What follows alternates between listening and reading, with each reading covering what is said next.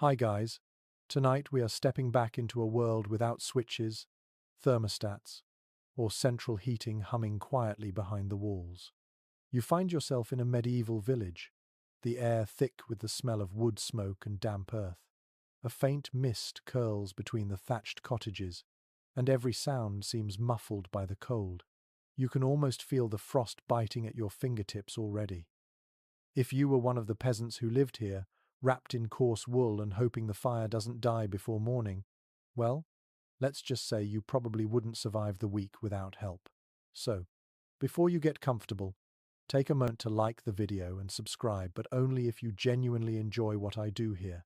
And tell me in the comments where you're listening from and what time it is for you. Now, dim the lights. You trudge down a muddy lane, boots sinking into the frozen ruts. The cottages seem small, half swallowed by the earth, as if huddling for warmth. Smoke curls weakly from low holes in the roofs. Inside, someone coughs, and the faint sound of a baby crying filters through a thin wooden door. You lift the latch and step into a peasant home around the year 1300. The first thing you notice is the smell: wood smoke, damp straw, old wool, and something faintly sour. The air is thick enough to taste. The single room is dim, smoky, and small, yet it is the entire world for the family who lives here. The floor is packed earth, the walls are a patchwork of sticks and mud, and the roof droops under bundles of thatch. A single fire pit smoulders in the center of the room, glowing faintly like the last heartbeat of summer. This is warmth, but only barely. You look around and realize there is no chimney. The smoke from the fire gathers in heavy clouds near the ceiling before escaping through a hole in the roof. Your eyes sting, and you cough as you try to see through it. The family sits close together around the fire, faces ruddy from heat on one side, pale from cold on the other. The children's clothes are made of rough spun wool, patched over and over again. One of them clutches a piece of stale bread, chewing slowly, as if trying to stretch warmth from it. You sit near the hearth, feeling the ground still cold beneath you. The fire's warmth fades quickly into the air, but it is life itself here. Without it, the night would be deadly. You can almost hear the winter outside, whispering through the cracks in the walls. The mother stirs a pot that hangs over the flames, its contents a thin pottage of barley, turnip, and maybe a scrap of salted pork if the family is lucky this week. This was the peasant's world before central heating. Heat was precious, scarce, and earned with sweat and smoke. The walls of these homes were made from what was available nearby: sticks, mud, straw, and sometimes animal dung, mixed and pressed between wooden frames. It was cheap, quick to make, and surprisingly strong, but not particularly warm. The wind always found its way in. Historians still argue whether medieval peasants truly suffered constant cold, or if they simply adapted to it, living in a state where discomfort was as ordinary as daylight. The houses themselves were small for a reason. Smaller rooms were easier to heat, even with a weak fire. Many cottages were built half into the ground to catch the earth's natural insulation. You can feel it now, the cold seeping from below, but the wind kept out above. The walls are rough beneath your hand, the texture of dried mud studded with straw. When the fire crackles, you can hear tiny bits of plaster crumble off, falling like dry leaves. One mainstream fact you recall is that by the 13th century, most peasants in Western Europe lived in such one-room cottages shared by an entire family and often a few animals. The single hearth served for cooking, light, and warmth all at once. There was no privacy, no separate kitchen or parlor, just one smoky living core. Yet, life pulsed here. The hearth was the heart, both literally and symbolically. Even the word hearth shares roots with heart in several old languages. There is a curious little tidbit about how some peasants would hang their clothing, and even small tools in the rafters to dry them in the smoky warmth. Over time, the soot would coat everything black, preserving the wood, and sometimes even discouraging pests. The roof beams might last for centuries thanks to that layer of grime. So when you think of medieval filth, it wasn't always a sign of neglect, it could be protection in disguise. You shift a little closer to the fire, watching the flicker of light dance across the packed earthen floor. The fire pit is surrounded by stones blackened with years of use. Beside it sits a rough clay pot,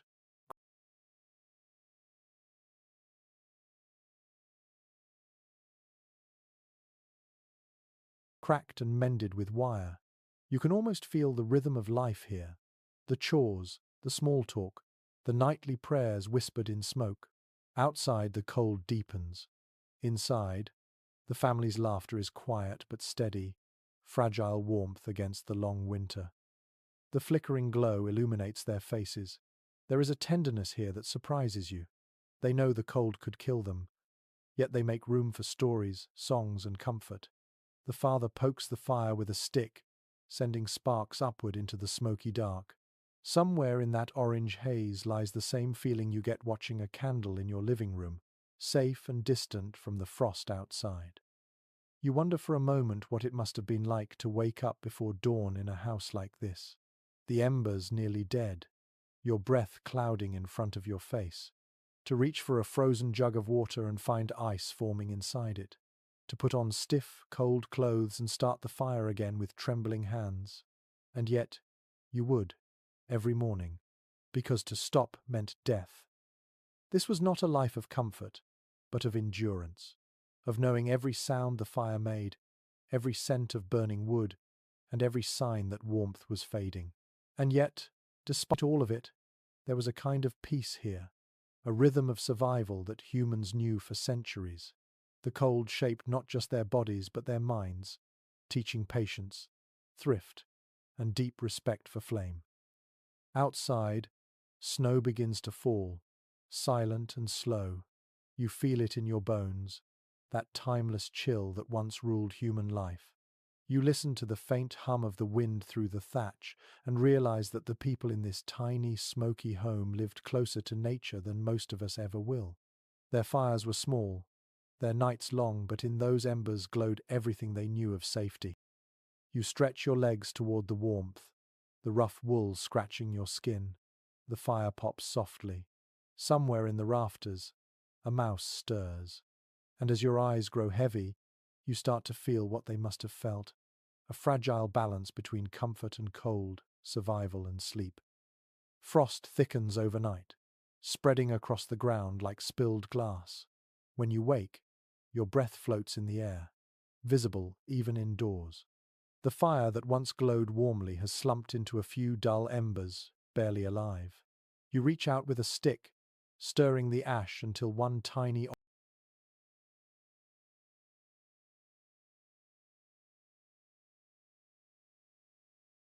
orange eye blinks open. Around you, the room is grey and still. The sound of the wind outside is steady and low, like a long sigh. This is winter's first bite, and you feel it settle deep into your bones.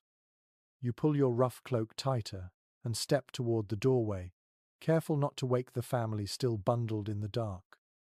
When you open the door, the cold rushes in like an animal, fierce and alive. The air smells of frost and smoke. The entire village seems frozen in place, each cottage dusted white, each roof heavy under the weight of snow. Before central heating, homes were constant battles between human warmth and nature's endless chill. Peasants depended on what little insulation their walls could offer. These walls were built not for comfort but survival, packed with mud, straw, and branches. They held structure better than heat.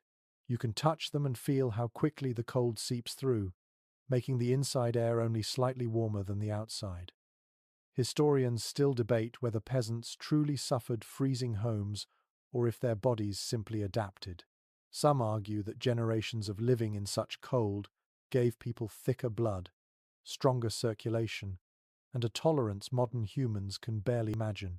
Others believe that misery was simply the background hum of daily life, so constant that no one thought to complain. You picture yourself living here for years, never truly warm, yet still somehow alive, still working, still laughing. Inside, the layout of the house does not help much. There are no hallways, no rooms to close off. Heat from the fire rises straight up and out, leaving the lower half of the room chilled. The stone or clay walls hold the cold like a sponge. You can feel it in your fingertips as you brush the rough surface. Medieval builders sometimes mixed animal hair or horse dung into the mud to strengthen it, and while it sounds unpleasant, it did make the walls slightly less porous. There is a simple truth that warmth was always fleeting. The fire might warm the space around it, but a few steps away, you would already be cold again.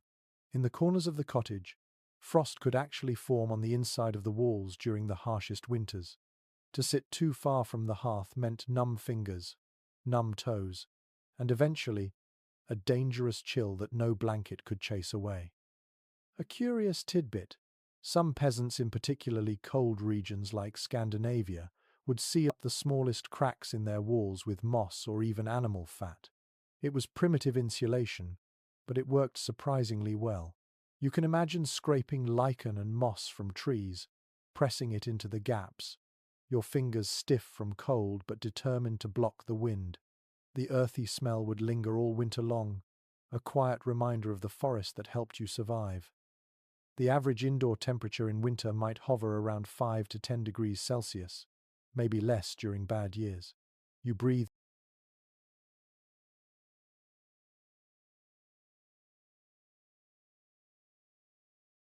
deeply, feeling the cold settle in your chest.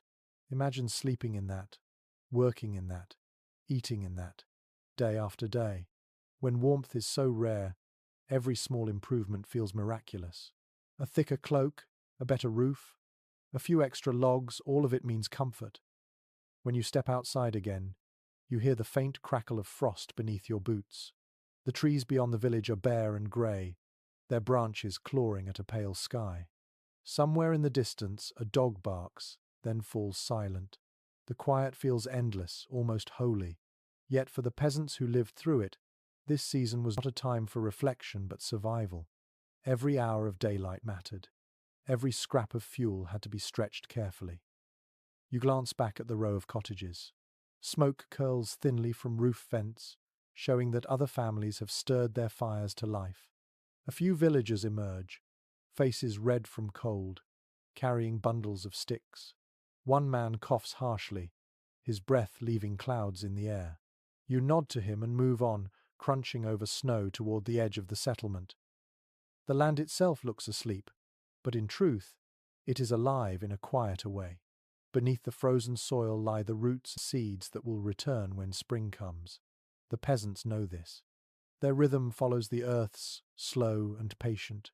They accept that warmth and cold are part of the same cycle. In a way, the cold teaches humility, reminds them that nature always wins, but sometimes allows mercy. You stop beside a small hut where a woman is patching the thatch roof. Her hands are bare despite the weather. She hums quietly, a tune that seems older than words. Her movements are practiced, gathering handfuls of straw, binding them with twine, pressing them into the roof's weave. Each action is deliberate, conserving warmth a few precious degrees at a time. She looks at you briefly, smiles faintly, and continues. The cold creeps into everything. The wood of the door frames cracks, the leather of shoes stiffens, and even metal tools feel cruel to the touch. The fire inside the cottage has to burn constantly, because if it dies, restarting it in this cold is an ordeal.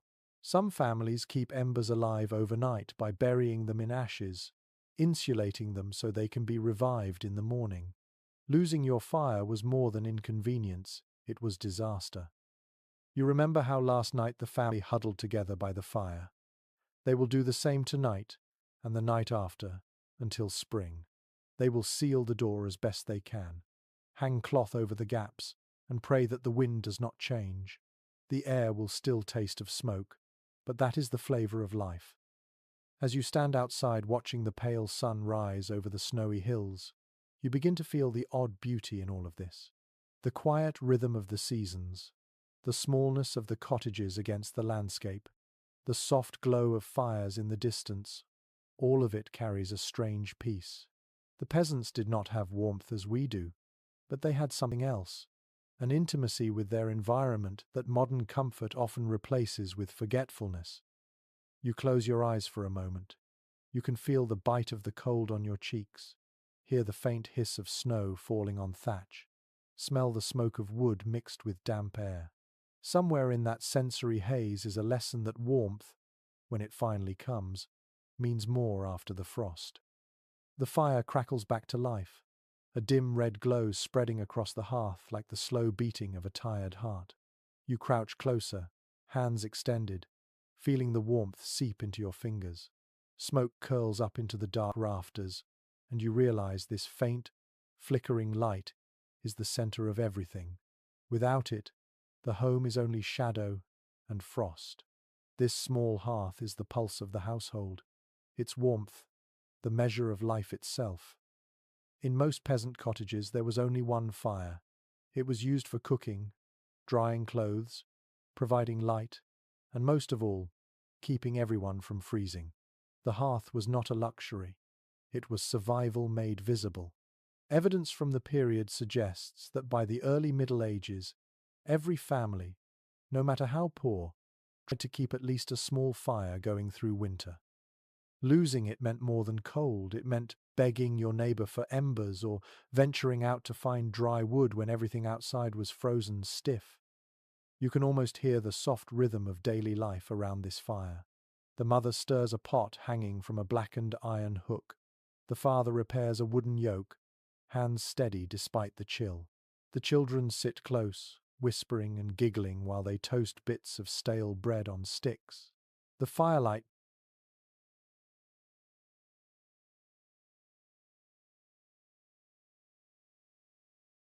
paints their faces gold, and for a moment you forget how harsh the world outside really is. One curious practice worth mentioning is that peasants sometimes burned dried cow dung when wood was scarce. It sounds unpleasant, but it produced a steady heat and little flame. The smell was sharp, earthy, and clung to everything, yet people grew used to it. In some regions, dung mixed with straw was shaped into bricks and stacked neatly beside the hearth, as precious as logs. Heat, no matter the source, was worth enduring almost anything. As you watch the smoke twist upward, you notice there is no chimney. The fire sits in an open pit on the floor, with a hole above it in the roof. The smoke rises unevenly, gathering in thick layers before it finds its way out. The air burns your eyes, your throat feels raw, and your clothes soon smell like the hearth itself. Contemporary accounts reveal that it was common for people to live half-blind in winter from constant smoke irritation. But without it, the cottage would lose its fragile warmth. Not all historians see eye to eye on how smoky these houses truly were.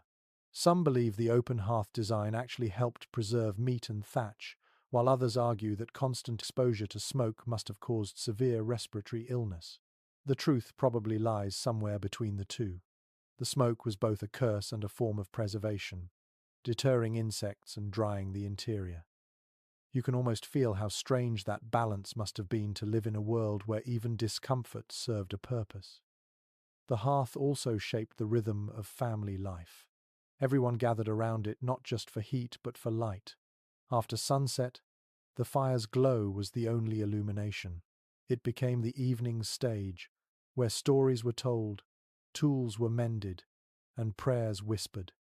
The hearth marked time as surely as church bells. When the flames dimmed, the day ended. The walls nearest the hearth are blackened, shiny with years of soot. You run your fingers along them and feel the grease of smoke baked into the plaster. That sheen was almost like armor, protecting the fragile wattle and daub from moisture. In a strange way, the fire's damage also kept the house alive. It was a relationship of mutual necessity, each feeding and wearing down the other. The medieval mind held fire in deep reverence. It was seen as both holy and dangerous, a living spirit that could bless or destroy. Villagers might toss salt or herbs into the flames for protection, or whisper a quick charm before rekindling it. There are old tales of hearth spirits, small unseen beings who guarded the fire as long as it was respected. Letting the fire die without prayer was thought to offend them. In a world of biting cold, superstition and warmth shared the same breath. You glance up toward the rafters, where bundles of herbs hang drying in the smoky air. Sage, rosemary, and thyme. They add a faint sweetness to the heavy scent of burning oak. The smoke preserves them, and in turn, they lend the air a kind of healing fragrance. The interplay of aroma, heat, and sound feels ancient, eternal. You can picture nights here, snow whispering outside, wind pressing against the walls. The fire's glow the only defiance against darkness. The children fall asleep one by one, their faces turned toward the embers. The adults sit quietly,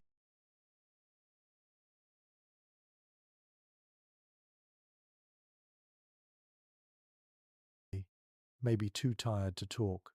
The fire shrinks, becoming a deep red pool of light, like a heartbeat fading into sleep. This tiny hearth, this simple pit of ash and stone, was humanity's first furnace, kitchen, and comforter. Every civilization begins around fire, and even now you feel its hypnotic pull. The peasants of medieval Europe might not have known anything of radiators or boilers, but they understood warmth at its most primal. The irony, of course, is that their hearths heated only a small circle, leaving the rest of the home in shadow. Yet that circle was enough. It was where life gathered, where laughter echoed, and where stories of saints, kings, and miracles filled the smoky air. You poke the fire one last time. Sparks rise and vanish into the roof hole, each one a tiny reminder of all the winters endured before you were ever born. Outside, frost still waits. Inside, the hearth whispers, "For now, at least, you are safe." The smoke thickens until your eyes sting again.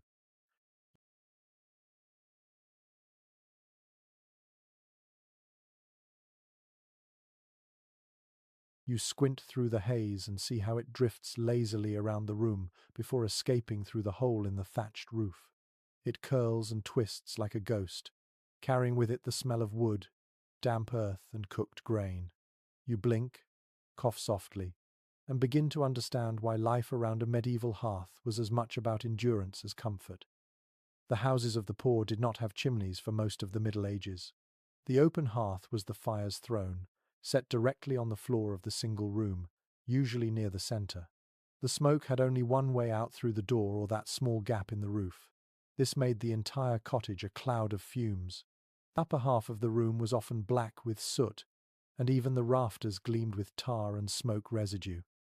Evidence from old building remains shows that many roofs were replaced regularly because they simply rotted from decades of exposure. You can imagine the sound of coughing inside such a home. Children's voices crack as they grow used to the air. The old ones wheeze in their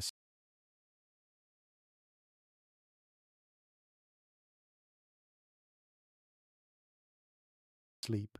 The smoke seeps into hair, clothes, and lungs. It clings to everything, yet as unpleasant as it seems, it provided a strange kind of protection. The thick smoke killed insects, preserved food hung high in the rafters, and even helped cure the thatch against rain. So while it was suffocating, it also saved lives in quiet, invisible ways. One curious practice worth remembering is that some families used the smoke itself to age their food. Bacon, fish, or sausages were hung from beams above the fire to dry and absorb the fumes. Over time, the smoky layer acted like a barrier against spoilage. The process turned necessity into cuisine, a kind of accidental medieval smoked meat. Imagine that scent filling the house, a mixture of oak, sweat, and salt. It was harsh but strangely appetizing. Medieval people knew that life was balance. Too much smoke meant coughing, but too little could invite insects, mold, and rot. Some experts still question whether families intentionally designed their homes to trap a certain level of smoke, or if it was simply unavoidable. Perhaps they learned to live with it the way we live with the hum of traffic or the glow of screens, unpleasant at first, then unnoticed over time. You glance upward again. Light filters weakly through the smoke hole, a single pale beam touching the fire below. It is strange to think that this hole was the only window to the sky in many homes. Rain often leaked through, and snow could drift down onto the floor during winter nights. Yet without it, the house would have been unlivable. You can picture the housewife tending her pot of stew, stirring with one hand while waving away the smoke with the other, her eyes watering, her apron smudged black. The scent of burning wood becomes part of life's rhythm. People smelled constantly of smoke, and visitors could tell what kind of fuel a family burned simply by the odor that followed them. Peat, dung, or oak, each had its own signature. In some regions, villagers joked that a person's social rank could be guessed from their smell. Lords of the manor had perfumes and spices. Peasants had wood smoke and sweat. As you move closer to the wall, you notice how dark it is near the roof. The soot forms patterns like strange black feathers. If you look long enough, it almost seems alive. The ceiling feels lower, pressing down on you, and your throat begins to burn. You understand why peasants sometimes spent time outdoors even in freezing weather. Fresh air was a relief. Yet the moment you step outside, the cold bites so sharply that you almost long for the smoky warmth again. Inside these walls, the family must constantly adjust the fire to balance heat and smoke. Too much fuel and the smoke thickens, too little and the flame dies.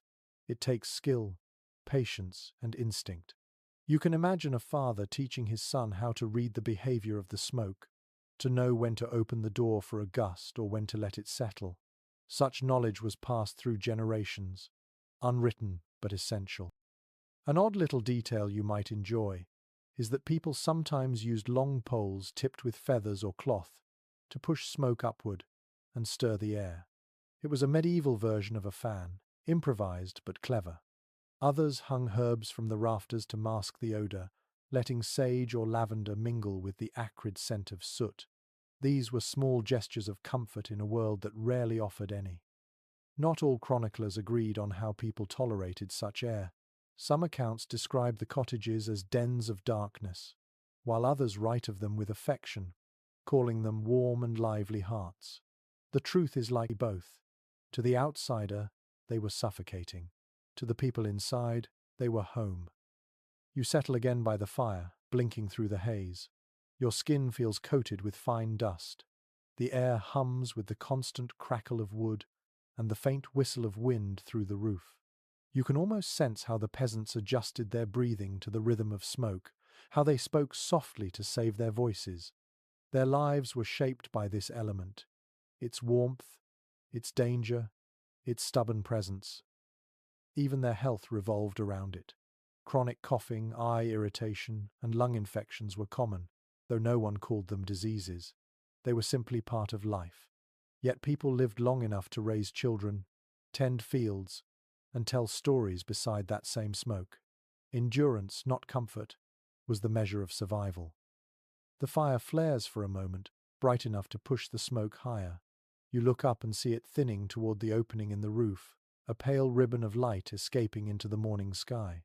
It feels like a small victory, one the peasants must have celebrated daily without even realizing. You breathe in slowly, eyes half closed, feeling the sting and the warmth together. This is what life was before chimneys, before vents and flues and warmth at the twist of a dial.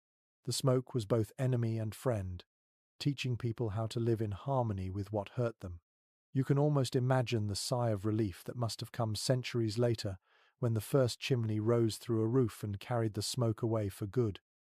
The morning sun creeps through the smoke hole, brushing the wall with a faint golden light. You move closer and trace the surface with your fingertips. It feels uneven, cool, and gritty. This is wattle and daub, the skin of medieval life. The wall breathes faintly, smelling of earth and straw, holding together through patience and luck. To a modern eye, it looks fragile, almost temporary, yet it has stood through wind and snow for years. Wattle and daub was the heart of peasant architecture. Builders wove flexible sticks, called wattles, into a loose lattice between wooden beams. Then they covered it with a mixture of mud, straw, clay, and sometimes animal dung. Once dried, it hardened into a surprisingly sturdy surface. Records from the time suggest this humble method could last decades if maintained. It was cheap, light, and easy to repair. The peasants who built with it understood their materials the way a baker understands dough. They could tell by touch when the mud was too wet or the straw too short. You crouch to look closer. The dried mud still shows the fingerprints of whoever shaped it. Perhaps the hands were small, maybe a woman or an older child helping build their family's home. You can imagine the rhythm of it. Slap, press, smooth, repeat. There is an intimacy in this kind of work, a connection between body and shelter that modern construction rarely offers. A small, often overlooked fact here is that animal dung was not just filler.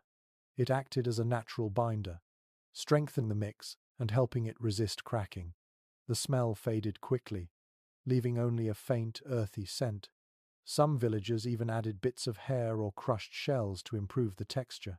To them, the wall was alive, something that needed tending and patching like a garden. Not all experts agree on how effective these walls were at keeping out the cold. Some claim wattle and daub provided decent insulation if the cracks were sealed and the structure well maintained. Others insist it trapped dampness and made homes clammy. The truth seems to depend on local skill and weather. In drier climates, the walls held heat. In wet regions, they soaked it up like a sponge. Either way, the peasants made do. You step back to see the full wall. The light plays over the straw fibers embedded in the mud, giving it a soft, golden hue.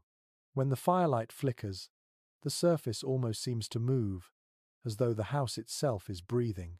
You can picture children running their hands along it, tracing the bumps and ridges like patterns on skin. The wall was not just structure, it was the memory of work and weather, a living archive of touch. Occasionally, wealthier villagers or craftsmen whitewashed their walls with lime plaster.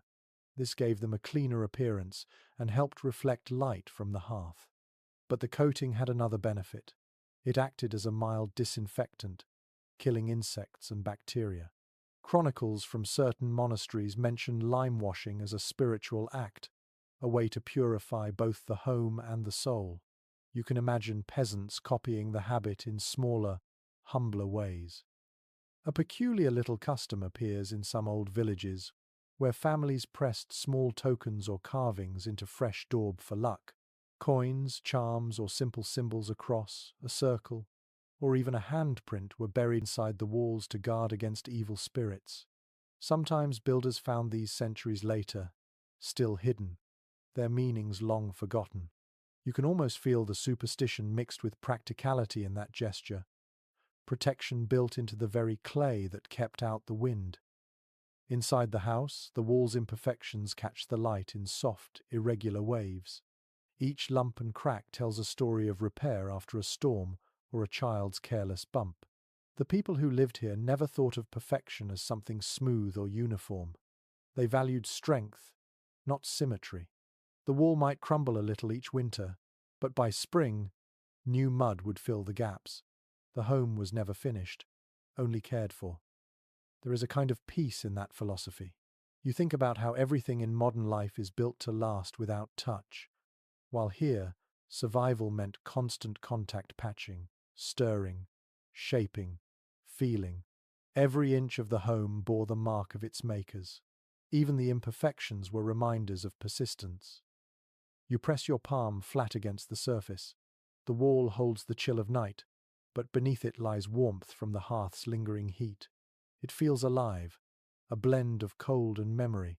You wonder how many winters this structure has endured, how many storms rattled its frame, while families inside pressed closer together, whispering that the walls would hold. Somewhere outside, you hear the creak of wooden wheels and the call of a man leading an ox. The sound filters through the wattle and daub like a faint echo. The walls do not silence the world, they soften it. Inside, everything feels close and muted. Even the wind becomes a sigh instead of a roar. An image comes to mind. A peasant woman in midwinter, kneeling beside a cracked patch of wall, mixing mud and straw in a bucket with bare hands, repairing her home by touch. Her movements are slow, practiced, almost meditative. She hums softly as she works. The children nearby gather straw for her, and the smell of earth and smoke blends into the quiet rhythm of survival. That was daily life before central heating, a constant, tender negotiation with the elements. The house was not an escape from nature, but a conversation with it. Every surface bore proof of that dialogue. Smoke above, mud below, straw and wood between. You lean your shoulder against the wall and feel its quiet sturdiness. It holds more than warmth, it holds centuries of human persistence. The same hands that sowed seed and milked cows also built shelter from soil and straw. The same patience that endured hunger built walls thick enough to endure winter. The fire behind you crackles softly, sending a glow that dances across the wattle's uneven face. You feel both the fragility and strength of it, how something so simple could cradle life through the coldest nights. You take a step away from the wall and look down. Beneath your feet, the floor is not made of stone or wood but of earth, compacted and uneven, dusted with ash and straw. It feels cool and gritty under your soles. When you shift your weight, the surface gives slightly, releasing a faint scent of soil and smoke. This is where daily life unfolds, where crumbs, tears, and embers all fall to the same place. In a medieval peasant's home, floors were usually made of packed dirt, known as a beaten earth floor. Contemporary accounts describe them as dark, rough, and alive with the smell of the land. People would sweep them often with birch brooms, but dust always returned. Over time, the surface hardened, like clay from constant foot traffic, becoming smooth where people walked most, and rough where they didn't. It was both floor and ground, a reminder that the line between house and world was thin. To keep the surface from turning to mud during wet seasons, peasants covered it with rushes, reeds, or straw. These were replaced a few times a year, though not nearly as often as one might hope. Chronicles from the period mention the stench that developed when the old layers were left too long, hiding scraps of food, insects, and waste. Still, to the peasants, this was comfort. The rushes offered a cushion against the cold earth, a faint rustle underfoot that reminded them of fields in summer. An interesting practice described in village records is the sprinkling of herbs or flowers among the rushes. Lavender, mint, and marjoram were popular choices when available. They did not only perfume the air but also helped deter fleas and mice. Imagine the scent rising faintly whenever someone stepped across the floor, mingling with wood smoke and cooking smells. The home became its own kind of incense. Not all scholars agree on how filthy these rush-strewn floors truly were. Some insist that the image of medieval squalor is exaggerated by later writers seeking to highlight their own progress. Others point to archaeological evidence showing layers of decomposed vegetation several inches thick in some homes. Perhaps it depended on the family, the season, and the strength of the hearth fire. In any case, life was a compromise between warmth and cleanliness. You crouch to study the texture of the floor. The straw fibers are pressed into the earth, forming a pattern like faded parchment. You picture a woman scattering fresh rushes after the harvest, laughing as her children chase the pieces through the air. For a moment, the act must have felt festive, a renewal of space. The family might even have said a short blessing as they did it, thanking the earth for both crops and comfort. One curious detail hidden in some records is that ashes from the hearth were often spread across the floor to absorb moisture. Ash was a natural drying agent, and, when mixed with soil, helped create a smoother, firmer surface. Over years, it formed layers that trapped traces of daily life, bits of pottery, a child's tooth, or a pin lost in the rushes. Archaeologists today read these layers like pages of a diary, piecing together how people lived and moved in their small, smoky worlds. The floor was not only for walking, it was where people sat to mend clothes, shell peas, or weave baskets. Children played here, and sometimes animals rested close to the door. You can almost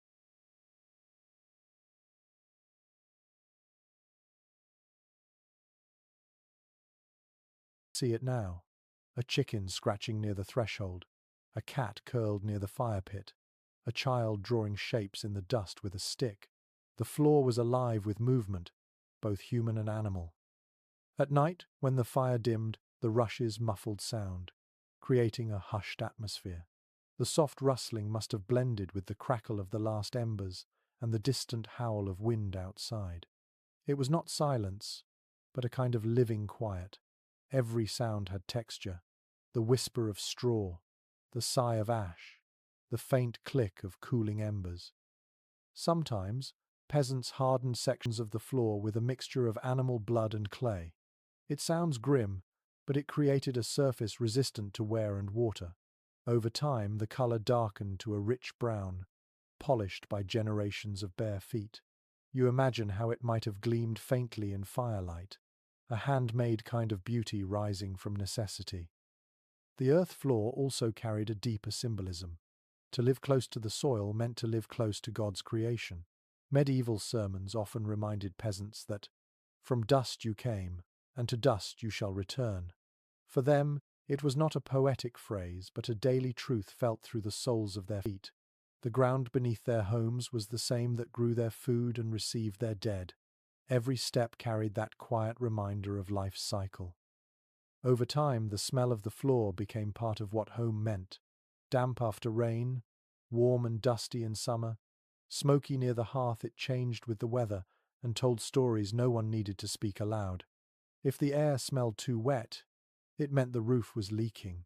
If it smelled burnt, the fire had flared too high.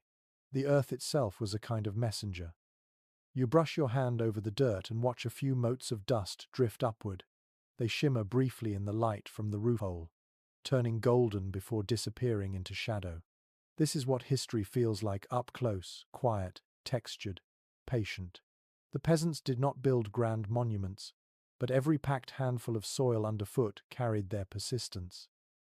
When you stand again, your feet are dusty, your fingers marked with a thin film of ash, yet you feel strangely grounded. The simplicity of the floor, its raw honesty, speaks of endurance more than poverty.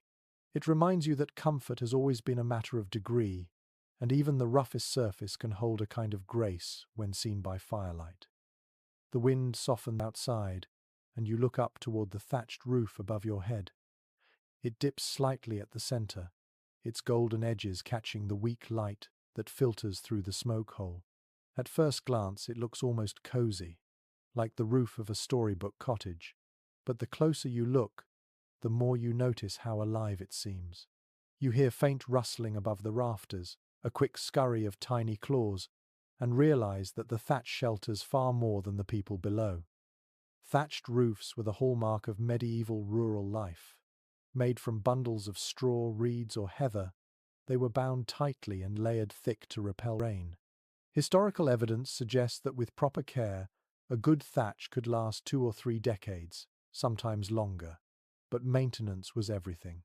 The peasants who lived beneath these roofs knew how to replace sections each year, weaving in fresh straw like tailors mending a beloved coat. You reach up to touch one of the low beams. It feels rough, flecked with soot and cobwebs. The rafters were often cut from young trees, still slightly curved, giving the roof its gentle slope. Between them, the straw is packed so densely that you can almost hear the soft sigh of trapped air when the wind passes over it. In winter, this air acted as insulation, holding warmth inside. In summer, it kept the sun's heat out. The design was simple but ingenious, shaped by centuries of trial and error. An odd little custom recorded in old village notes describes how families placed charms inside the thatch for protection. It might be a carved wooden cross, a scrap of cloth, or even a dead weasel to ward off vermin. To modern minds it sounds absurd, but to them the roof was sacred space. It was the line between the human world and the unpredictable heavens. Not all historians agree on how effective thatch truly was at keeping out weather. Some argue that well-made roofs were nearly waterproof, while others insist they leaked constantly during storms. Perhaps both are true. A carefully laid roof by skilled hands might have held firm through a season of rain, but a poorly done one could drip cold water onto sleeping faces all night. You can imagine the soft plink of droplets landing in wooden bowls, the smell of damp straw mixing with smoke. At night, the roof comes alive. Tiny feet scratch across the thatch, the sounds of mice, birds, or even insects nesting between the layers. The peasants heard it all without alarm. These creatures were simply part of life. Sometimes, children would toss pebbles or shout to scare them off, laughing as the noise scattered. But the intruders always returned. The warmth and dryness of the roof were too inviting to resist. In some regions, owls became unexpected housemates. They nested in the eaves, feeding on the same mice that bothered the humans below. A strange partnership, but one that worked. People even saw owls as lucky, their calls believed to guard against spirits that prowled the night. You can imagine lying awake under the roof, hearing the soft hoot outside and feeling strangely reassured. From inside, the thatch glows golden where the firelight catches it. You can see strands quivering slightly as the wind moves through the layers. The smell is dry and sweet, tinged with smoke. Every few weeks, someone must climb onto the roof to fix sagging patches or replace rotted cords. It was dangerous work, especially in winter when frost made the surface slippery. Yet the task was done without complaint, as ordinary as milking a cow.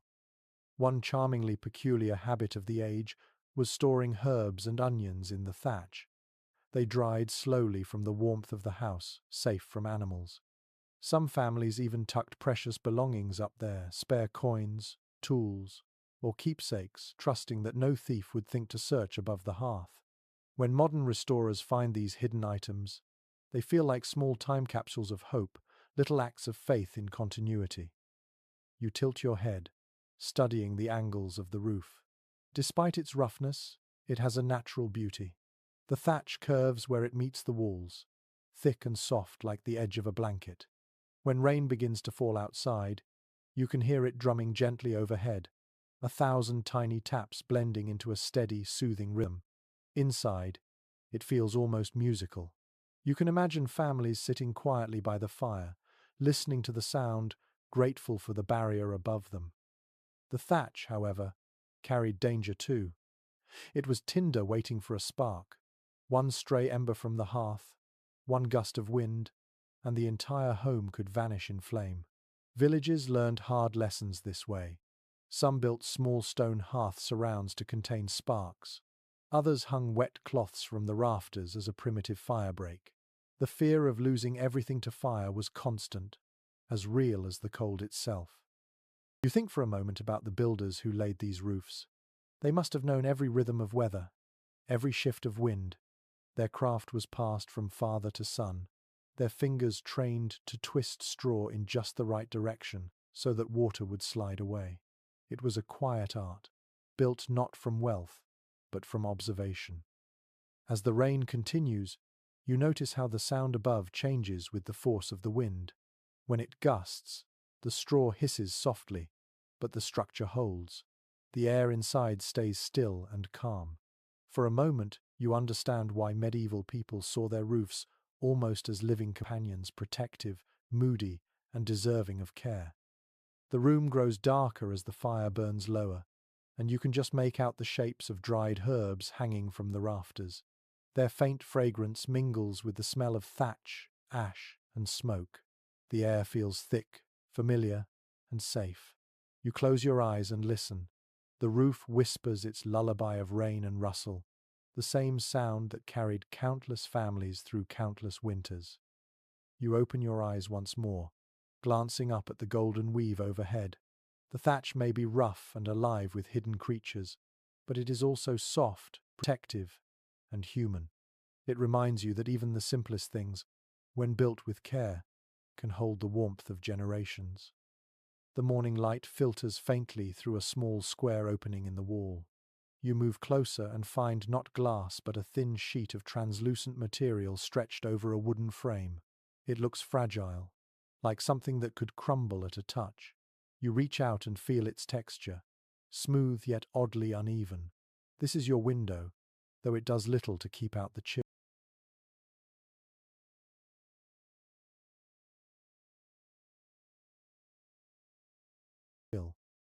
Windows in medieval peasant homes were rare, small, and practical rather than decorative. Some had nothing more than wooden shutters to close at night. Others used horns scraped thin or oiled cloth to let in light while keeping out the worst of the wind. Historical records mention how these improvised panes blurred the outside world into soft shapes, turning daylight into a gentle golden haze.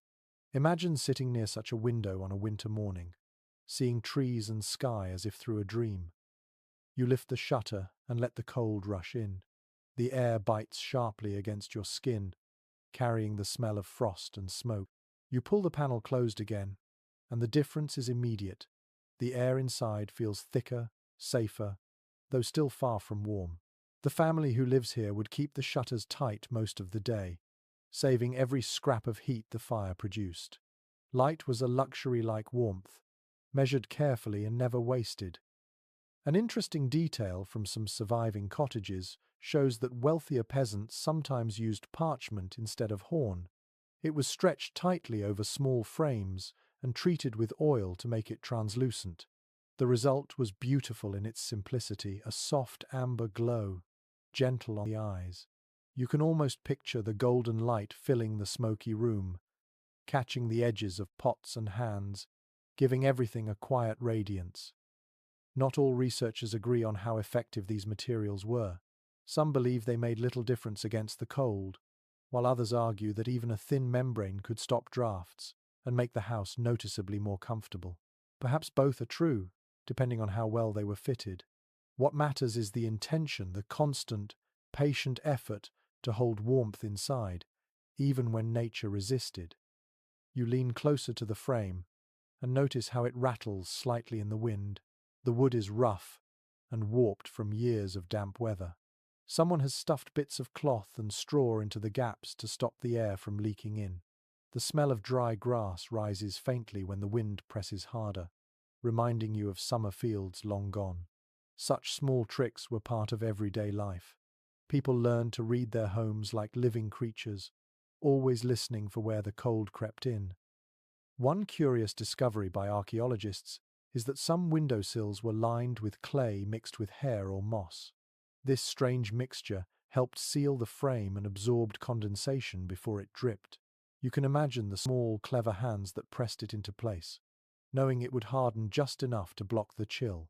Peasant ingenuity, quiet and constant, shaped comfort in ways that history rarely celebrates. When sunlight strikes the oiled cloth window, the effect is almost magical. The light spreads softly, turning smoke into mist, giving the room a golden shimmer. The people inside may not have called it beautiful, but it must have felt like a blessing during the darkest months. Outside, the world was frozen. Inside, it glowed faintly, alive with warmth and breath.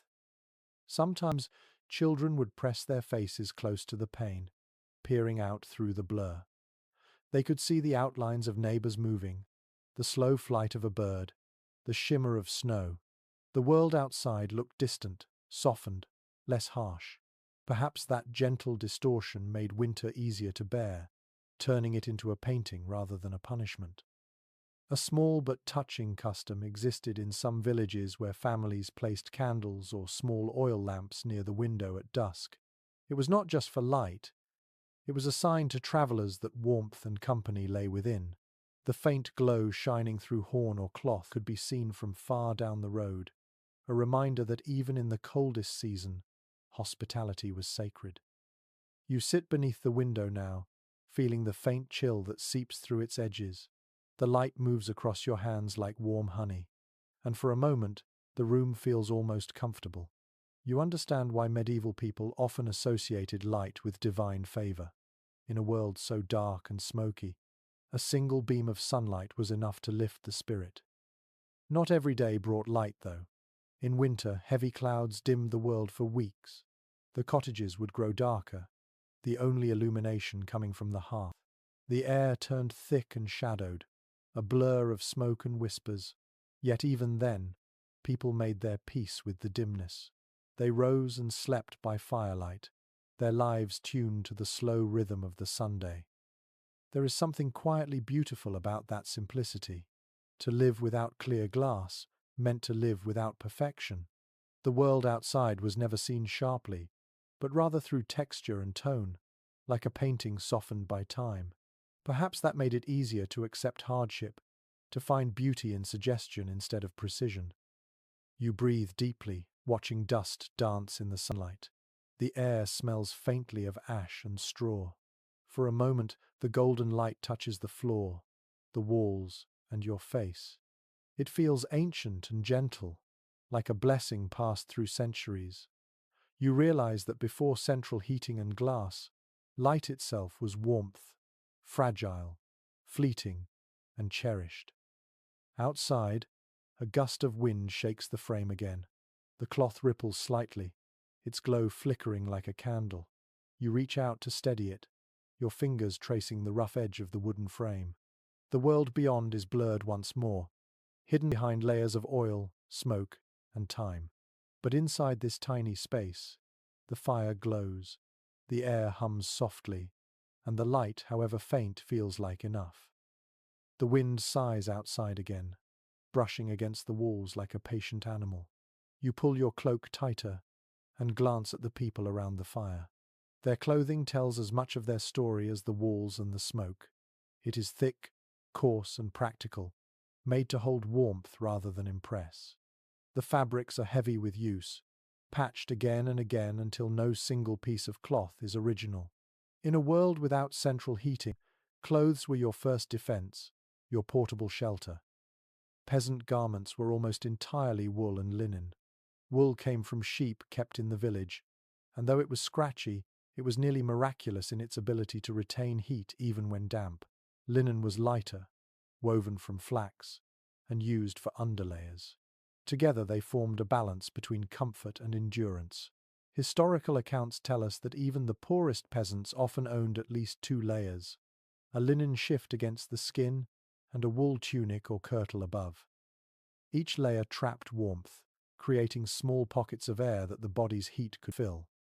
You can almost feel the texture of it now, rough against the skin, smelling faintly of lanolin and smoke. The scent never truly faded. Washing was rare in winter, and drying clothes by the fire only deepened their smoky perfume. People learned to live with that scent. It was the smell of survival, of homes that stayed just warm enough to outlast the frost. A small but fascinating detail comes from household records in Northern Europe, which mention peasants sleeping in their daytime clothes during the coldest months. There was no luxury of nightwear. The same garments served from sunrise to dawn. In some places, families even layered their outer cloaks on top of the bed at night, turning clothing into a communal blanket. You can imagine the quiet rustle of fabric and the shared breathing in the darkness, every inch of warmth preserved. Not all scholars agree on how colourful peasant clothing truly was. Some argue it was drab, dyed only with earth tones or left uncoloured to save cost. Others point to traces of plant-based dyes, madder for red, woad for blue, onion skin for yellow found in textile remnants. Perhaps the truth lies in between. Even the humblest family might have owned one dyed garment, worn proudly on Sundays or festivals. A bright hood or scarf was not just decoration, but a statement of spirit against the long, grey winter. You look at the father by the fire, his cloak patched at the elbows, his belt made of braided leather. The mother's dress hangs heavy with folds that trap air. The children wear tunics belted with cords, their bare feet dirty but pink from the heat of the fire. The garments are simple, yet each is shaped perfectly for work and warmth. Function first, beauty second. And yet, in the flickering light, there is a certain grace to the way the wool drapes, to the quiet dignity of their repair work. One curious custom that appears in folk writings describes people filling small cloth pouches with heated stones or embers and tucking them under their tunics on bitter days. These makeshift warmers were tied close to the body, giving a short-lived but precious comfort during outdoor labor. It must have been a risky trick, balancing the danger of burns against the hunger for warmth. Still, the idea feels familiar, as if every generation since has searched for its own way to carry heat in the cold. You pick up a folded cloak from a bench and shake it out. The fabric feels heavy in your hands, woven thick and uneven. The edges are bound with a darker thread, perhaps from a later repair. Each mend is a record of care, a story stitched quietly into the weave. Clothing was expensive, often handed down through generations, so nothing was wasted. Even worn-out tunics became padding for shoes, bandages for wounds, or rags to wrap infants. The idea of fashion, as we know it, did not exist here. Dress was about need, not novelty, but that does not mean it lacked meaning. To be wrapped in layers of fabric was to be protected, to be alive against the cold's indifference. When people gathered in the fields or markets, their clothing revealed who they were not through wealth, but through labor. The dirt on their hems, the patches on their sleeves, the soot on their cuffs all spoke honestly of the lives they lived. You remember reading that in some villages, unmarried women wore their hair uncovered, while married ones wrapped it in linen veils or coifs. These head coverings trapped warmth around the neck and ears, a small comfort that also marked one's place in the social order. The human need for both warmth and identity wove itself into every thread. The firelight flickers across folds of cloth drying on a wooden peg. Steam rises faintly where moisture lingers. The smell of wool softens as it warms. You imagine how comforting that sight must have been after hours in frozen fields, a cloak hanging above the fire, drying slowly, promising another day's endurance. A less-known habit in colder parts of Europe was to wear several small layers instead of one thick one. Peasants learned by experience that layers trapped air and kept the body's warmth more efficiently. It is the same principle you follow today with modern winter wear, though they discovered it centuries ago by instinct. You smile at the thought that some knowledge is eternal, handed down without words. As night deepens, the family gathers closer, each wrapped in their own cocoon of fabric. The soft rustle of cloth joins the crackle of the hearth. In this small circle of warmth, the world outside ceases to matter. Their garments are more than clothing, they are shields, memories, and quiet companions through endless winters. You touch your sleeve and feel the rough weave scratch your wrist. It connects you to them across time, reminding you that warmth has always been both a necessity and a form of love. Every patch, every stitch, every thread told a story of survival. And as the firelight dances across their humble garments, you realize that before there were heaters or comforters, there were hands steady, patient, and always sewing against the cold. The fire settles into a soft glow, and the room grows quieter. Around you, the family begins to prepare for sleep. The floor is cleared of tools and bowls, and straw is gathered from a pile in the corner. The air smells of earth, ash, and wool. You watch as they spread the straw carefully, covering it with old cloth and flattened sacks. This is their bed, simple and shared, a fragile island of warmth in a sea of cold air. Peasants did not sleep on fine mattresses. Historical records reveal that most beds were nothing more than wooden frames filled with straw or reeds, sometimes stuffed into rough linen sacks called ticks. The straw had to be changed often, or it would grow damp and smell of mold. Still, for those who spent their days in fields and workshops, the feel of any softness under their bodies was a small luxury. The faint rustle of straw became the lullaby of countless medieval nights. You notice the family's sleeping arrangement. The parents lie closest to the hearth where the warmth lingers longest. The children nestle around them, some on the same bed, others in smaller piles of straw nearby. They sleep close, not just for affection but for survival. The heat of one body helped warm another. The idea of personal space did not exist here. Warmth was communal, shared like food and stories. An intriguing record from English manorial rolls describes servants sleeping in the same room as their masters, separated only by a curtain or a chest. Privacy was rare, and intimacy was practical. Everyone listened to the same fire, breathed the same smoke, and woke to the same chill.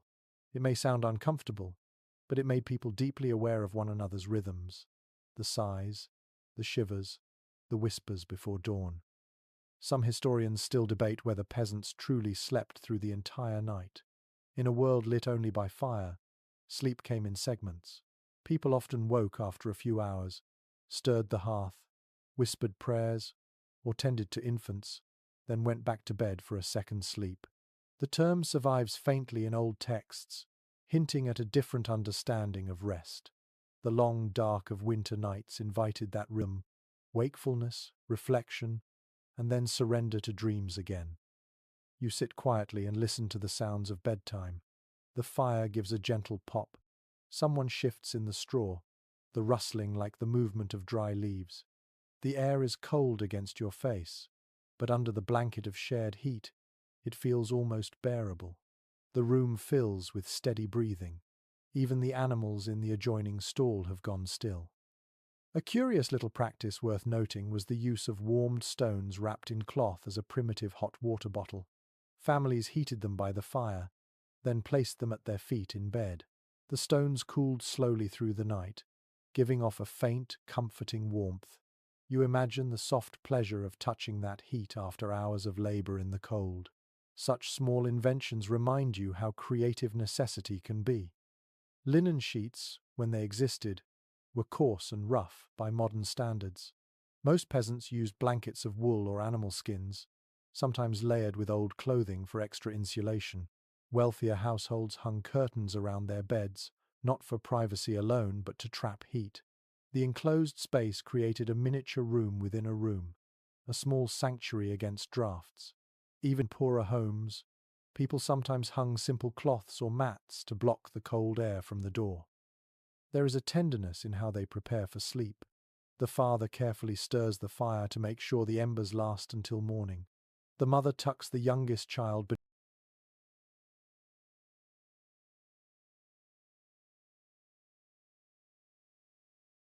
beneath the blanket of patched wool. Her hand lingers a moment on the child's head, smoothing the tangled hair. No one speaks, yet everything feels said. Some experts suggest that sleeping together created strong family bonds, but also made illness spread quickly. Colds, fevers, and infections passed from one to all. Yet people accepted this as part of life. To sleep apart would mean to freeze alone. The warmth of another human was the cheapest and surest form of comfort available. As you lie down on the straw, the first thing you notice is the uneven texture beneath your back. It crackles faintly, shifting with each breath. The blanket scratches your skin, and the air smells faintly of smoke and wool. But then you begin to feel it, the slow build of warmth from the bodies around you. It spreads quietly, like the fire's glow returning through touch instead of flame. There is a peaceful rhythm in it. The house itself seems to breathe along with the sleepers. The wind outside hums low, pressing gently against the thatch. The fire murmurs softly, its embers pulsing red. You close your eyes, and for a moment, the discomfort fades. What remains is the steady presence of life, the same ancient instinct that made humans huddle together long before walls were built. One might call it primitive, but it is also profoundly human.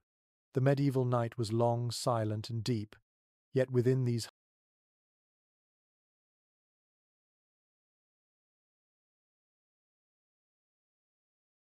humble walls, warmth was a shared act of care. Each sleeping figure helped the others survive until morning. Every sigh of contentment, every shift in the straw, every faint glow of embers was part of a fragile, enduring harmony. You listen one last time before drifting off. The whisper of straw, the faint crackle of ash, the soft breathing of family, all blend into something timeless. The bed may be rough, the air may bite, but warmth exists here, created not by machines but by closeness. And as sleep takes you, the line between body and home fades. The straw becomes the earth, the blanket becomes the night, and the fire's glow lingers behind your eyelids like a dream of summer. The night deepens, and somewhere in the quiet, a log collapses in the hearth with a soft hiss. You open your eyes to see sparks drifting upward like golden insects before vanishing into the smoke. The warmth that once filled the room has thinned. The fire has burned low, its light a dim, flickering heart barely alive. In a house like this, that faint glow meant both safety and danger. To let the embers die was to invite frost into your bones, yet to leave the flames unwatched was to risk waking in a world of fire. Every medieval household carried that tension. The hearth was the friend that might turn traitor. Records from manorial courts often mention accidental fires, entire villages lost when one roof caught and spread the flames to its neighbors. Thatched roofs, dry from summer and brittle from smoke, needed only one spark to become kindling. People lived with this awareness always, a quiet fear beneath every comfort. You rise carefully, stepping closer to the hearth. The air near it still trembles with heat. The stones around the fire are blackened, worn smooth by years of tending. You take a long stick and push at the embers, spreading them gently so they breathe again. The faint red brightens for a moment, casting a soft blush on the walls. That simple act, so ordinary, was a nightly ritual for survival. Some families buried the fire under ashes before bed, sealing the heat like a secret. In the morning, they would uncover the embers and feed them dry twigs until a new flame caught. The practice was called banking the fire, and it kept the household alive from one day to the next. It was not just convenience. Making fire from scratch was slow and precious. Flint and steel could fail, and tinder could be too damp to catch. A single spark, once lost, meant hours of effort to reclaim it. An odd but fascinating trick mentioned in early writings describes peasants carrying small clay pots of embers from house to house. If a neighbor's fire died, another would share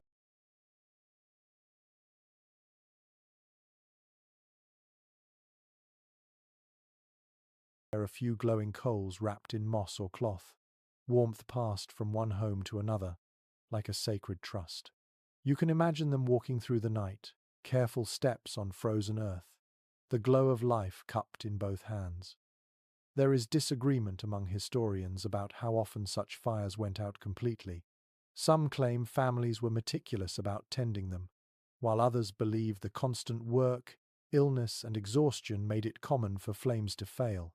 Either way, losing your fire in the dead of winter felt like losing part of your soul. The fire was not just heat, it was continuity. You sit by the hearth again, the smell of wood and smoke thick in the air. The fire murmurs softly, a whisper more than a roar. It feels alive but fragile, a small creature that must be watched. People spoke to it sometimes, muttering blessings or simple thanks. The hearth spirit, they believed, listened. If treated kindly, it would protect the family from harm. If neglected, it might punish them with cold or misfortune. These superstitions sound strange now, but they gave shape to fear, turning uncertainty into ritual. Outside, a faint wind rises. The door rattles slightly, and a draft curls around your ankles. The temperature drops. You picture how many nights were spent like this half asleep, one ear tuned to the sound of the fire, ready to wake at the wrong crackle or smell of burning straw. There was no deep sleep in such places, only brief surrender. One curious precaution found in some regions was the use of hanging cauldrons or chain hooks above the fire. These kept cooking pots from tipping and spilling embers. Some homes even built a ring of damp clay or stone around the hearth to contain sparks. You can imagine how valuable that small circle of safety felt, a boundary between warmth and destruction. The light flickers weakly now, painting shadows that dance along the walls. You notice how the family's faces glow red in the dimness, their eyes half closed with fatigue. The father stirs, reaching out to shift a log. His movements are instinctive, almost dreamlike, practiced from childhood. Keeping the fire alive is second nature, a rhythm as old as breathing. At times, fires did escape control. Travelers' tales speak of nights when wind swept through open doors and scattered sparks into the straw bedding. Within moments, the room became a storm of light and smoke. Villages learned to respond quickly, forming chains of people to throw water or smother flames with wet cloths. Yet water was often scarce in winter, and sometimes all they could do was watch and pray. Despite the danger, people could not live without fire. It was too central, too bound to their daily needs. Cooking, light, warmth, and even protection from predators all depended on it. Some ancient customs treated the hearth as sacred. the center of the home spirit. In weddings, couples might take embers from their parents' fires to light their own, symbolizing continuation of family and warmth. It was a gesture both practical and poetic. You reach for a small log beside the hearth and set it on the coals. The wood catches slowly, smoke curling upward before flame appears. The orange light grows, filling the room with its heartbeat again. The chill recedes. You realize that this is what survival looked like for centuries, tending the fragile glow through darkness, keeping just enough fire to last until dawn. The villagers outside are doing the same at this very moment. Tiny flames flicker in every cottage, each one a separate sun holding back the night. The world feels vast, but the act is universal, millions of hands across generations, feeding warmth into darkness. The fire steadies now, soft and golden. You can hear the faint crackle as resin burns inside the wood, a small song of persistence. The smoke climbs, slow and sure, toward the roof hole. The danger is still there, but for now, peace holds. You lean back, watching the glow shimmer on the faces of the sleeping family. They are safe tonight, wrapped in the fragile promise of fire. And as your eyes grow heavy, you understand why ancient people prayed to flame, not for wealth or power, but for this, a light that endures through the cold. Morning returns pale and cold. The light from the roof hole touches your face, and the smell of smoke still clings to your hair. You stretch, feeling the stiffness in your limbs. Outside, faint sounds of work echo through the village, the scrape of wooden rakes, the rhythmic creak of a cart, the muted voices of people already facing another freezing day. The warmth from the night has gone, and the air feels sharp again, biting at your fingertips. Work does not wait for comfort. Even in winter, peasants labored from dawn to dusk. Historical writings describe men trudging into fields hardened by frost, their breath turning to mist as they swung spades or axes. Women rose early to fetch water from the well, the bucket's rim coated in ice. Life required constant movement because stillness meant cold. You can almost feel the sting of that first gust of outdoor air on your cheeks, the moment when the body wakes with a jolt of necessity. They dressed in layers, wrapping scarves around their faces, tying cloaks tight, slipping on leather boots stuffed with straw for insulation.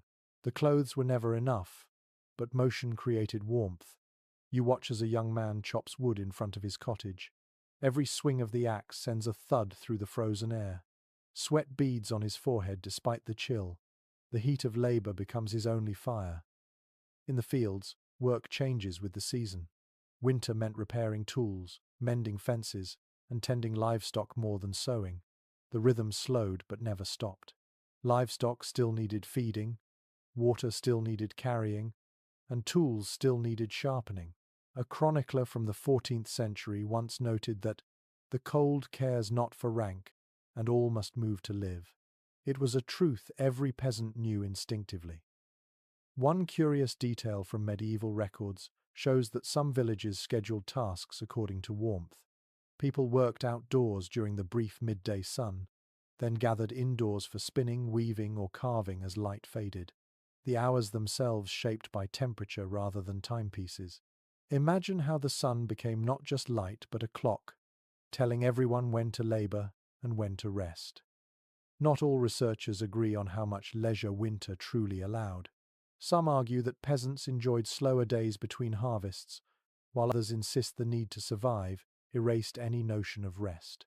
What is certain is that warmth came through movement. A still body chilled quickly, but one that worked hoeing, milking, chopping, or carrying created its own heat. Work and survival were the same gesture repeated endlessly.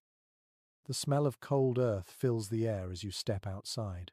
The village road is frozen hard, marked with the prints of boots and hooves. A woman passes carrying a basket of kindling. Her breath clouds before her as she hums softly, a tune rising and fading with her steps. Each villager moves with purpose, as if guided by invisible rhythm.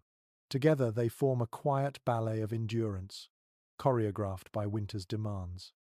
A small but fascinating habit noted in medieval housekeeping manuals was rubbing hands with animal fat or wax to prevent frostbite. The greasy film trapped a thin layer of warmth. It must have smelled unpleasant, but practicality came first. The same mixture was used on wooden tools to keep them from cracking in the cold. Every surface, living or not, needed protection from winter's hunger. Children, of course, worked too. They herded animals, gathered twigs, fetched water, and swept snow from doorways. Their laughter occasionally brightened the dull air, but even their games carried purpose. Throwing snow, running races, chasing chickens all kept their bodies warm. Play was survival, disguised as joy.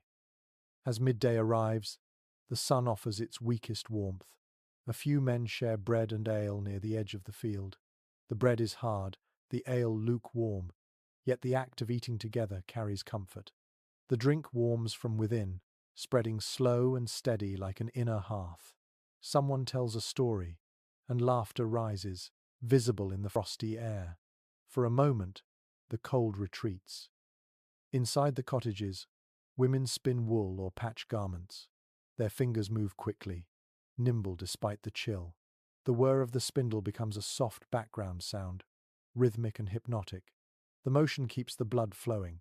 One might call it work, but it also becomes meditation, a kind of warmth that begins in the hands and spreads through concentration. An odd but clever trick from some regions involved placing flat stones near the hearth during the day, then slipping them into the bed at night for heat. You can picture the satisfaction of touching that brief warmth against your feet before sleep. Such small efforts made the long winters bearable, tiny victories over the relentless cold. By afternoon, clouds thicken, and the wind sharpens again.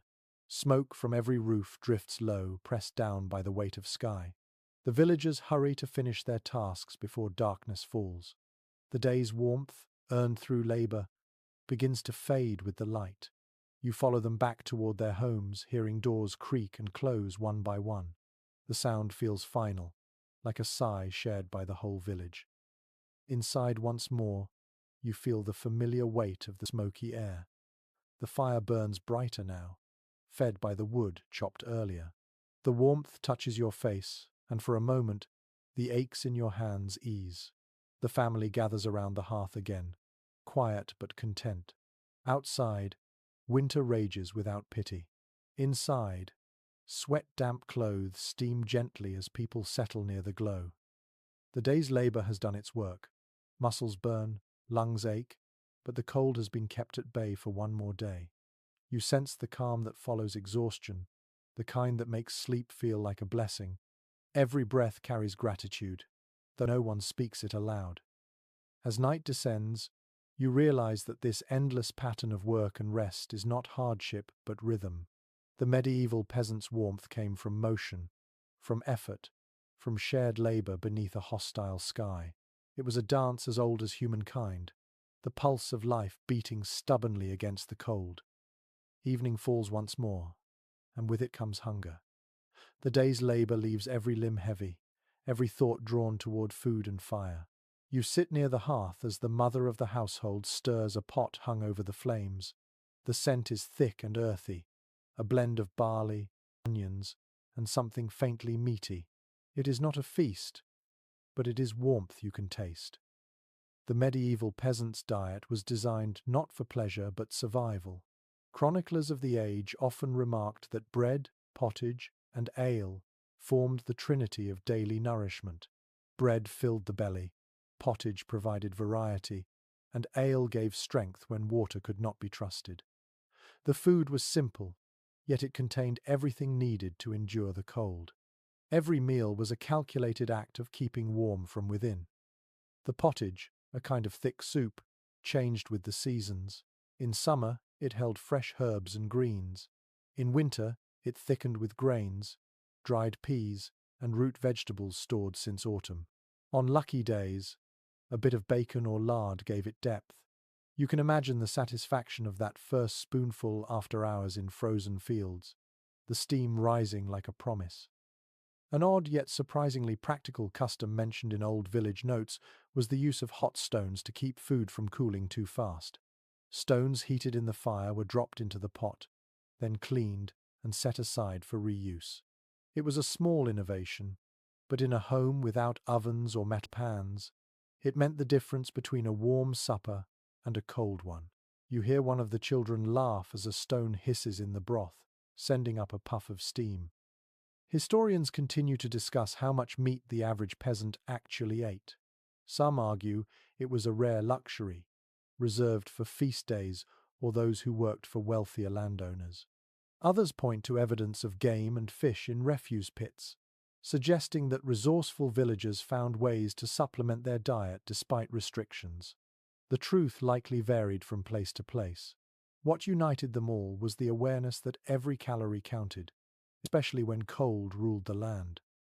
You watch as the family gathers around the pot. Bowls are filled with the thick, steaming mixture. The wooden spoons clatter gently against their rims. The ale, cloudy and slightly sour, is poured into shared cups. Its warmth spreads through your chest as you take a sip, the faint bitterness chased by heat. It is not luxury, but it is life. There is something deeply human in this ritual. Every evening, no matter how bleak the day, the act of eating together restores a sense of balance. The peasants knew that hunger could dull not only the body but also the spirit.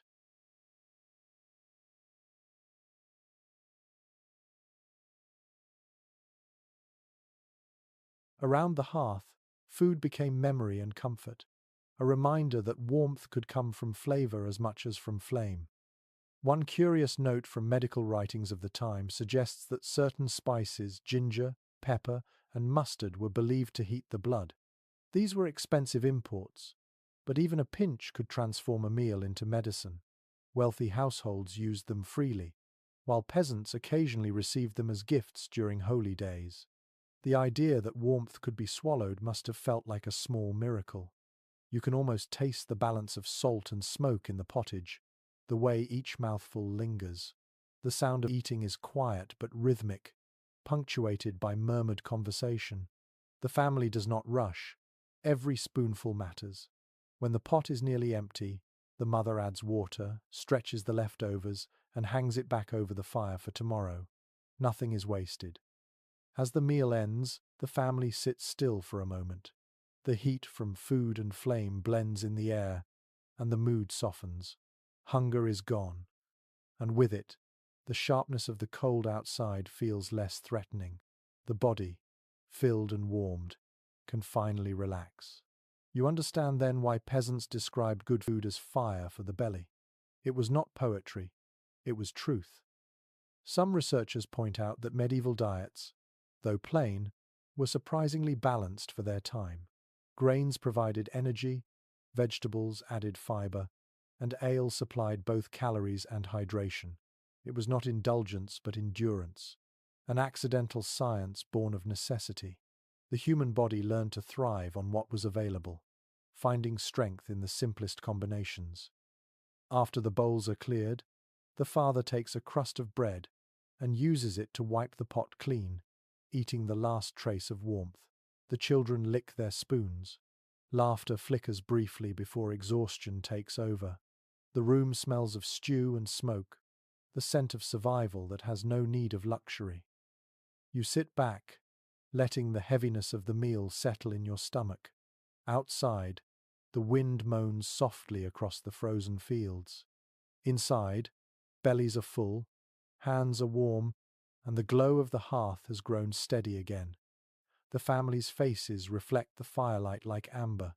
The world beyond these walls may be bitter, but here, in this fragile circle of warmth, the cold has been defeated for another night. You sip one last mouthful of ale and feel its warmth linger in your throat.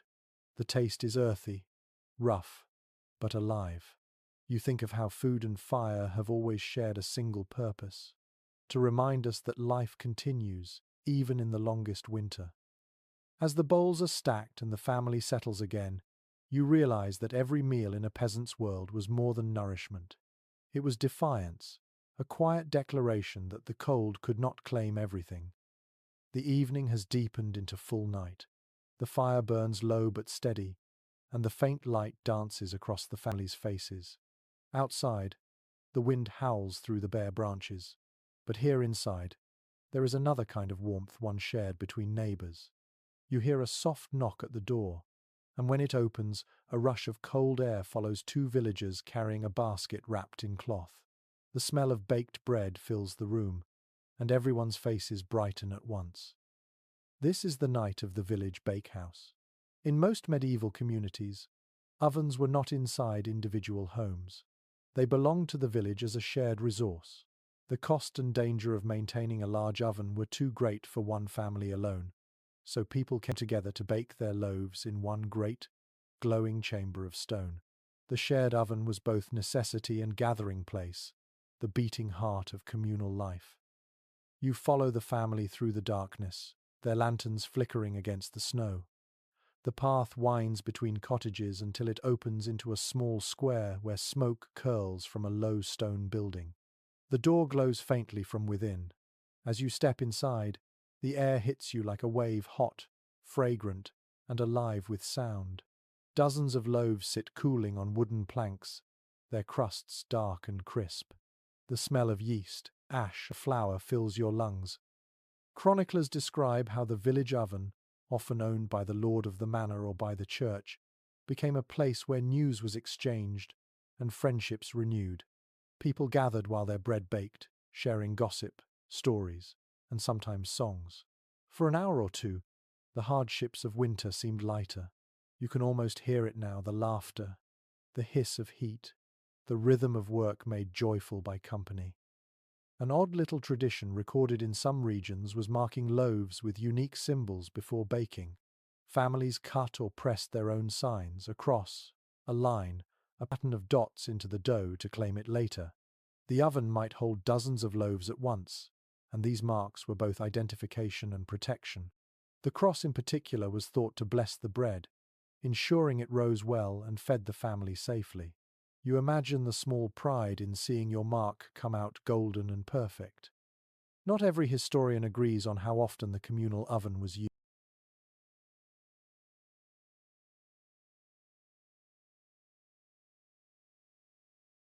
used. Some believe it was weekly, tied to the rhythm of Sabbath rest, while others think poorer families baked less often, stretching their loaves for as long as possible. In hard winters, bread could grow tough and dry, softened only by dipping it into hot broth or ale. But whether weekly or rare, the visit to the oven was always a highlight. It meant warmth, companionship, and the smell of comfort spreading through the frozen village. The oven itself was a marvel of craft. Its walls were thick stone lined with clay, able to hold heat for hours.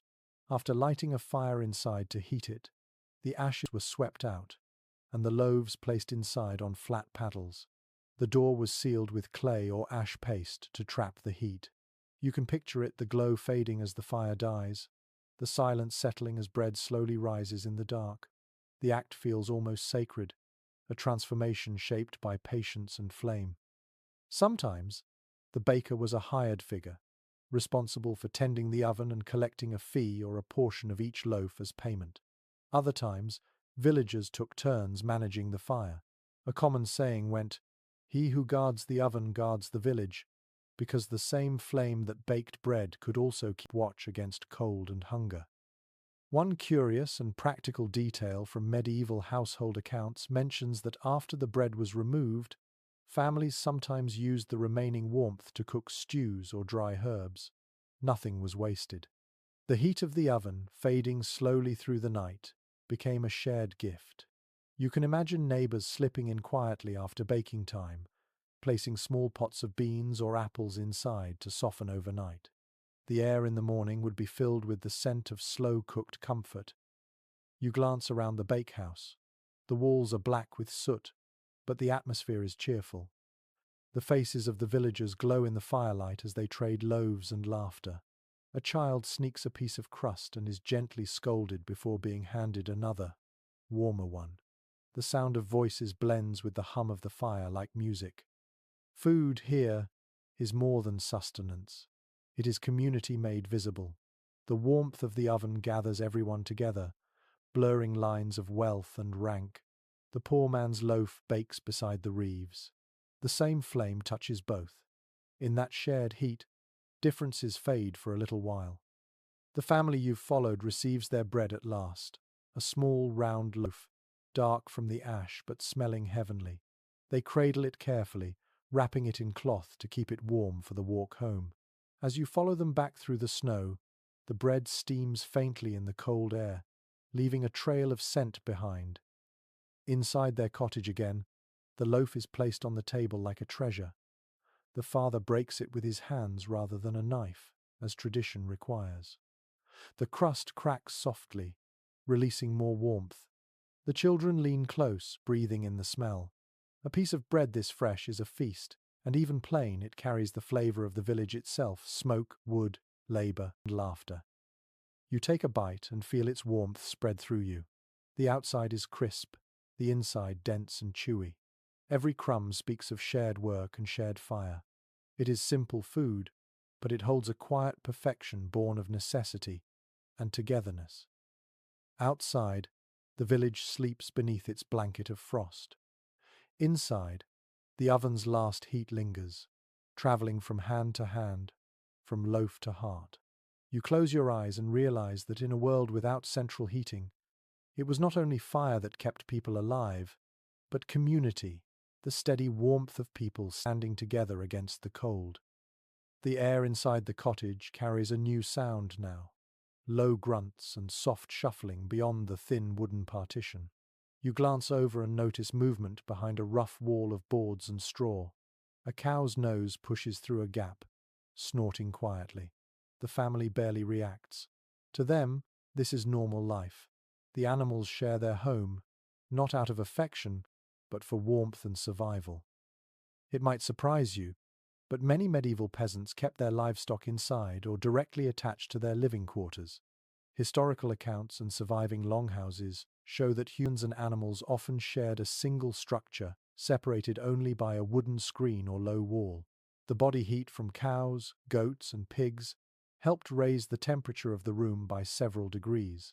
It was primitive central heating, powered by hooves and breath. You step closer, the smell becoming stronger, a mix of hay, manure, and damp wool. The floor beneath the animals is layered with straw, changed rarely in winter to conserve effort and warmth. Each movement produces a faint crackle, the rustling of dried reeds mingling with the soft chewing of hay. The warmth radiates gently toward you. It is not pleasant, but it is real. A curious but well-documented custom in some regions was to let chickens roost in the rafters above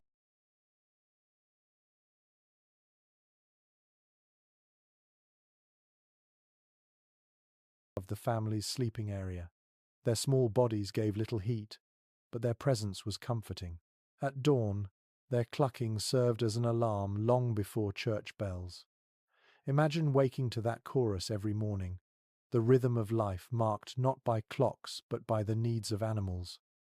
Archaeological remains and written records both confirm this closeness between humans and beasts. Some scholars argue that it blurred the boundary between home and barn so completely that the two were almost one. Others suggest that it reflected not poverty but practicality. Livestock were the family's most valuable assets: food, milk, wool, and fertilizer. Keeping them close was not neglect but protection. The family treats their animals with a quiet familiarity. The father checks the cow's tether, speaking softly under his breath. The mother throws a handful of hay into the pen. The children giggle when a goat bleats impatiently. Life inside this small space is crowded, noisy, and fragrant, yet somehow harmonious. Everyone, human and animal alike, contributes warmth and survival. One interesting finding from old accounts is that peasants often named their animals, not out of sentimentality, but identification. In a village where most creatures looked alike, a name helped track which cow belonged to whom. Yet over time, affection slipped into the routine. A family might mourn the loss of a good milk cow as they would a neighbor. The connection was emotional as much as practical. The sound of breathing fills the air. You can almost feel the moisture building, the warm exhalations rising to meet the smoke curling down from the ceiling. It creates a strange balance, the fire's dry heat mixing with the animal's humid breath, the two forming a livable, if heavy, atmosphere. A detail often overlooked in modern imagination is that this arrangement helped more than temperature. The manure accumulated in winter was valuable fuel for spring crops. It dried slowly inside, then was taken to the fields when the thaw came. Even waste had purpose. Nothing in this world was idle. Not everyone approved of the arrangement. Clergy and visitors from towns often complained of beasts sleeping with men like brothers, calling it indecent or unhealthy. But the villagers ignored such scolding. Their concern was not propriety but survival. The heat of a single cow could mean the difference between comfort and frostbite during the darkest nights. You crouch beside the wooden barrier and meet the slow gaze of the cow. Its breath steams in the air, its hide glossy in the firelight.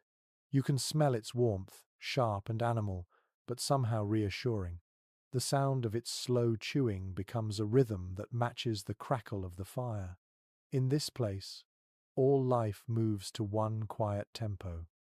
A small and curious custom recorded in folk traditions mentions whispering blessings to animals on Christmas Eve when it was believed they could speak. Families would feed them extra hay or bread, thanking them for their work through the year. It was a moment of gratitude toward creatures that carried both burden and warmth through winter. You can imagine the flicker of candles, the gentle touch of a hand on fur, and the whispered wish for another year of survival. As the night grows colder outside, the presence of the animals becomes even more noticeable. The room holds a soft, living heat that lingers near the ground. The smell is strong, but it carries safety. The mixture of firelight, straw, and low, steady breath creates a sense of shelter deeper than walls can provide. You realize that this shared life made people deeply aware of the cycles of nature. They knew their animals as individuals, observed their moods, their health, their habits. Warmth was not a gift from wood or stone alone. It came from coexistence.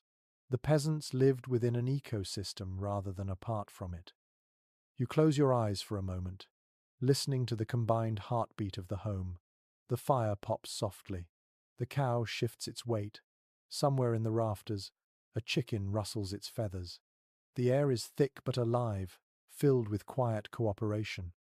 In the flickering light, you understand that before radiators and furnaces, warmth was not a mechanical thing. It was a relationship, a partnership between humans, animals, and the fragile shelter that contained them all. The comfort you feel now is not clean or refined, but it is profoundly human. Morning begins with a faint light, the kind that carries no warmth. The fire is a handful of embers now, and the air bites at your skin the moment you sit up. The family moves quietly, layering cloaks and scarves before stepping outside.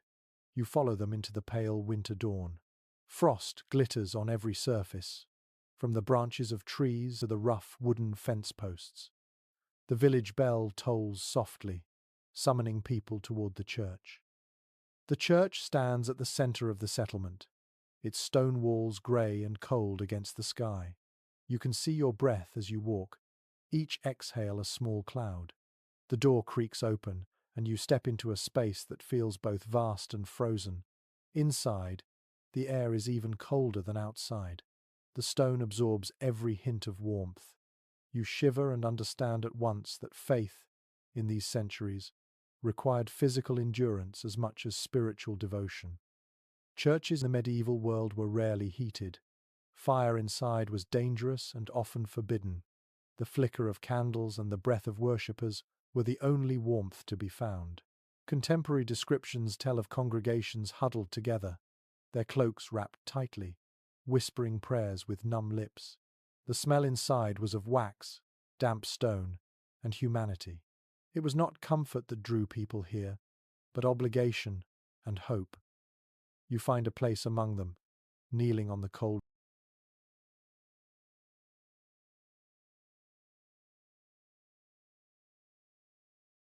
floor. The stone presses through the thin soles of your shoes, and the chill creeps upward through your legs. Yet there is a strange calm in it. The sound of Latin chants fills the air, slow and low like distant wind. The rhythm of voices seems to warm the heart even when the body cannot follow. An intriguing note from church records describes how some parishioners brought small hand warmers, little clay pots filled with glowing embers wrapped in rags. They were carried discreetly beneath cloaks during long services. The faint heat must have felt like a secret blessing, shared quietly between faith and necessity. You can imagine a woman's hands hidden in her lap, cupping the warmth while the priest spoke of salvation. Scholars still discuss how these unheated spaces shaped religious experience.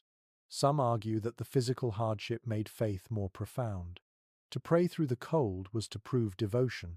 Others believe that it dulled attention and turned worship into mere endurance. Perhaps both are true.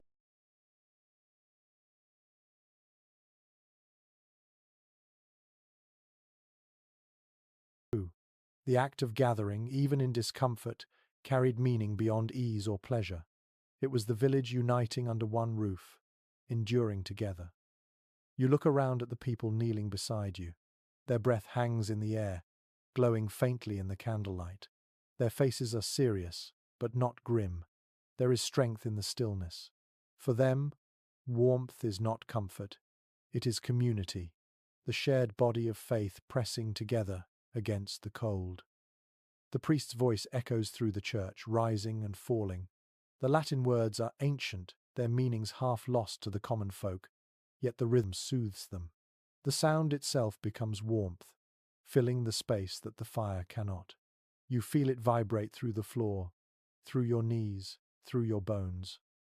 A curious old tradition describes how people used to cluster near the church candles during long masses. The largest candles, burning for saints or the dead, were said to carry a little heat. Children and the elderly would drift toward them, pretending to pray more fervently, just to feel the faint warmth. The wax softened slowly, dripping onto the stone, marking time in molten gold. The cold had a way of binding everyone together. Rich and poor knelt side by side, their breath mingling in the same air. The same frost bit their fingers, the same prayers rose from their lips. The church became a great equalizer, where the Lord's fine cloak and the peasant's patched one shivered side by side. Even discomfort could be holy. You close your eyes for a moment and listen. The chant fades, replaced by the sound of rustling fabric, creaking benches, the shuffle of boots on stone. The service is ending. People cross themselves, then move toward the door where sunlight spills in like a flood. You step outside and feel the weak warmth of the sun on your face. After the still, icy air inside, it feels almost merciful. In some villages, the churchyard served as a place to warm up after Mass. People lingered, stamping their feet, greeting neighbours, and sharing bits of news. Someone might offer a sip of ale or a bite of bread. It was not frivolous, but necessary, a way to restore life to stiff limbs before returning home. Even in worship, survival shaped behaviour. One curious observation from later chronicles notes that medieval builders began adding small openings called leper windows near the church's side walls. These allowed the sick or excluded to hear the service without entering. Some historians suggest that the open shutters let in drafts that made the interior even colder, yet no one dared close them fully. Salvation, it seemed, was worth the chill. As the crowd disperses, you linger for a moment, looking back at the church. The stone glows faintly in the sunlight, and a few candles still flicker through the doorway. You realize that faith, for these people, was not an escape from the cold but a way of bearing it. The endurance learned at home carried into prayer. When you return to the cottage,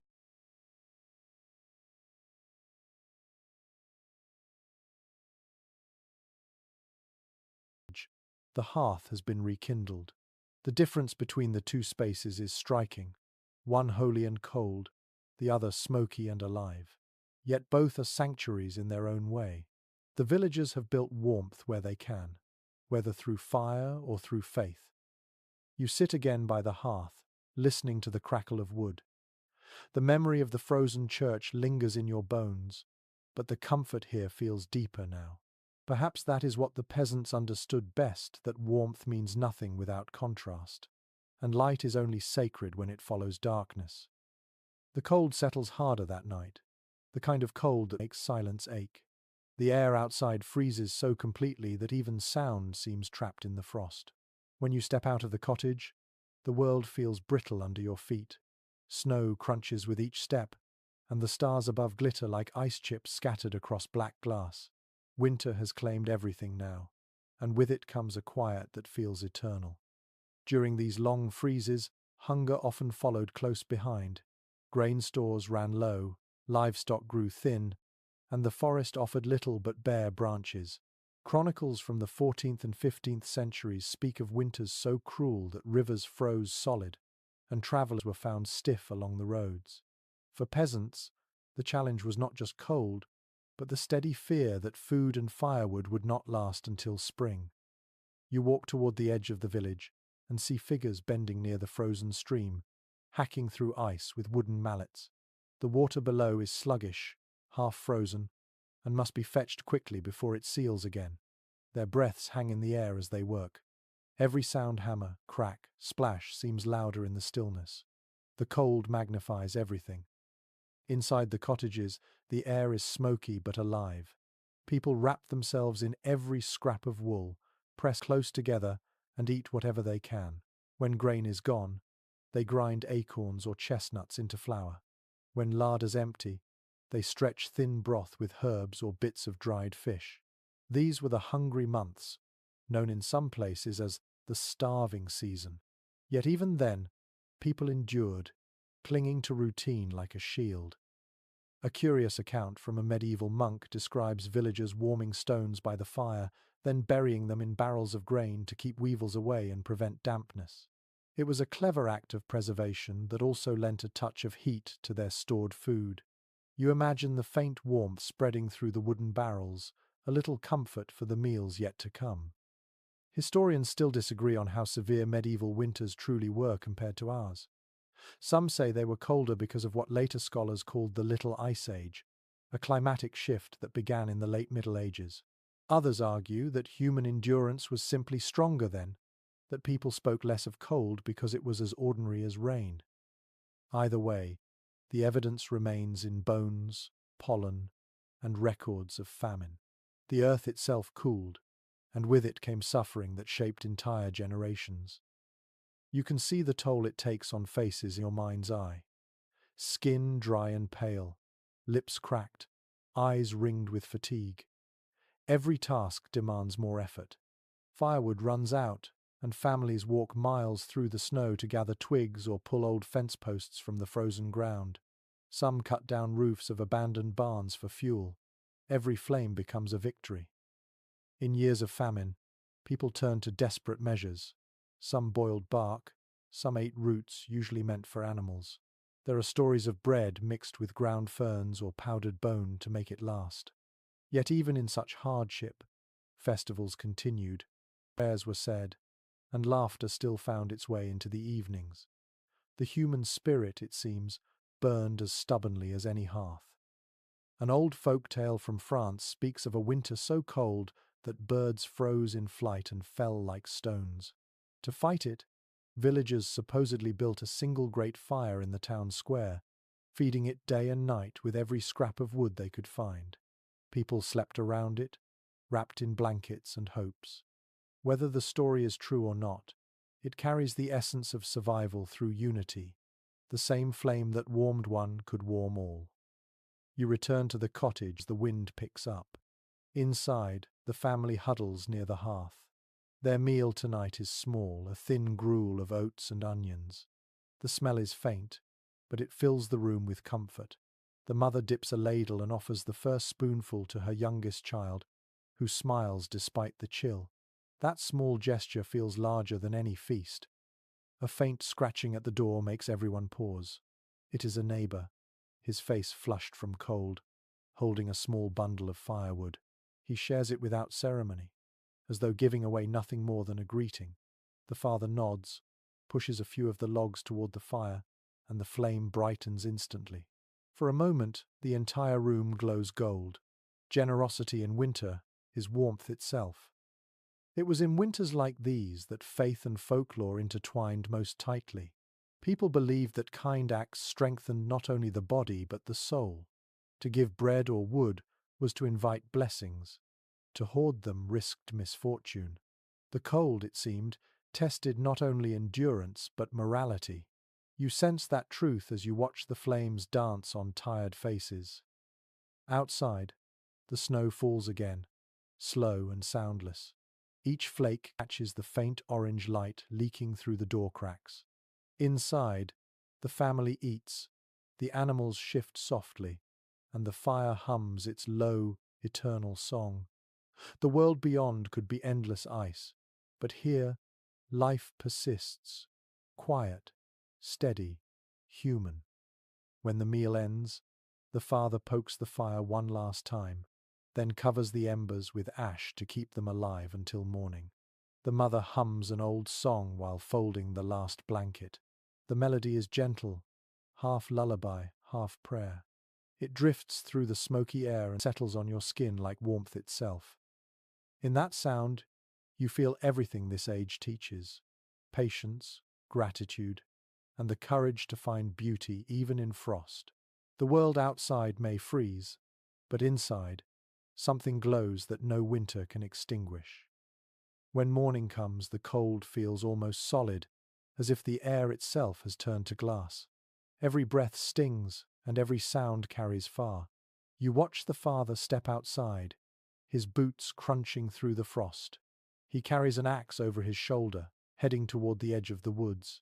Firewood is life now. Every log, every branch, is a piece of survival.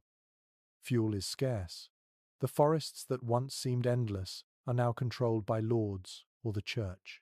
Records from manorial courts reveal that peasants who cut trees without permission could face fines, or worse, punishment in public. Yet necessity does not wait for law. People collect what they can: fallen branches, dead wood, bits of brush. Even small sticks matter. Every handful can stretch the fire another hour. You follow the father through the frozen fields toward the tree line. His breath rises in pale clouds as he scans the ground for fallen wood. The forest stands quiet, every branch heavy with frost. He bends, gathers what he can, stacking it carefully in his bundle. The smell of pine and frozen sap fills the air, sharp and clean. A curious habit noted in old accounts tells of peasants burning almost anything that could catch fire: dried peat from bogs, bundles of straw, even animal dung mixed with mud and left to harden in the Sunday. It sounds unpleasant to modern ears, but those fuel cakes burned slowly, providing steady heat without wasting wood. In the poorest regions, entire families spent summer months preparing dung fuel for the coming winter. The scent, once familiar, marked both life and necessity. There is debate among environmental historians about how sustainable these methods were. Some believe peasants understood their landscapes deeply, taking only what could be renewed. Others argue that desperation led to deforestation, stripping the land bare in places. The truth may lie somewhere between, a cycle of scarcity and adaptation, where every season demanded new strategies for warmth.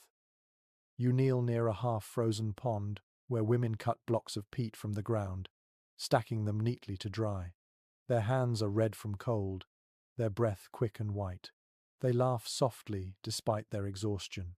Peat was the poor man's treasure, dense with stored energy from ancient plants.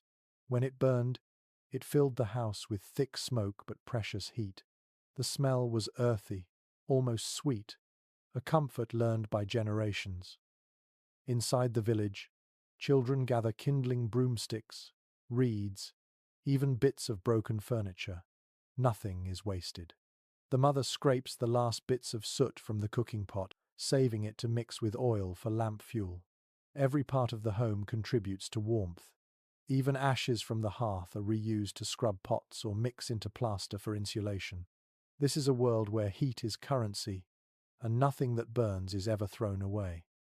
A fascinating practice mentioned in local chronicles involves drying seaweed along coastal villages to use as fuel. It burned with a harsh, salty odor, but it was abundant. Inland, some communities pressed bundles of heather or furs together for the same purpose. The creativity born of necessity made every landscape its own furnace. You return to the cottage carrying a small bundle of sticks. Inside, the air feels stale but warmer than outside. The mother tends the fire, careful and precise. She adds the thinnest branches first, coaxing the flame before placing the thicker logs. Smoke fills the room again, rising lazily toward the hole in the roof.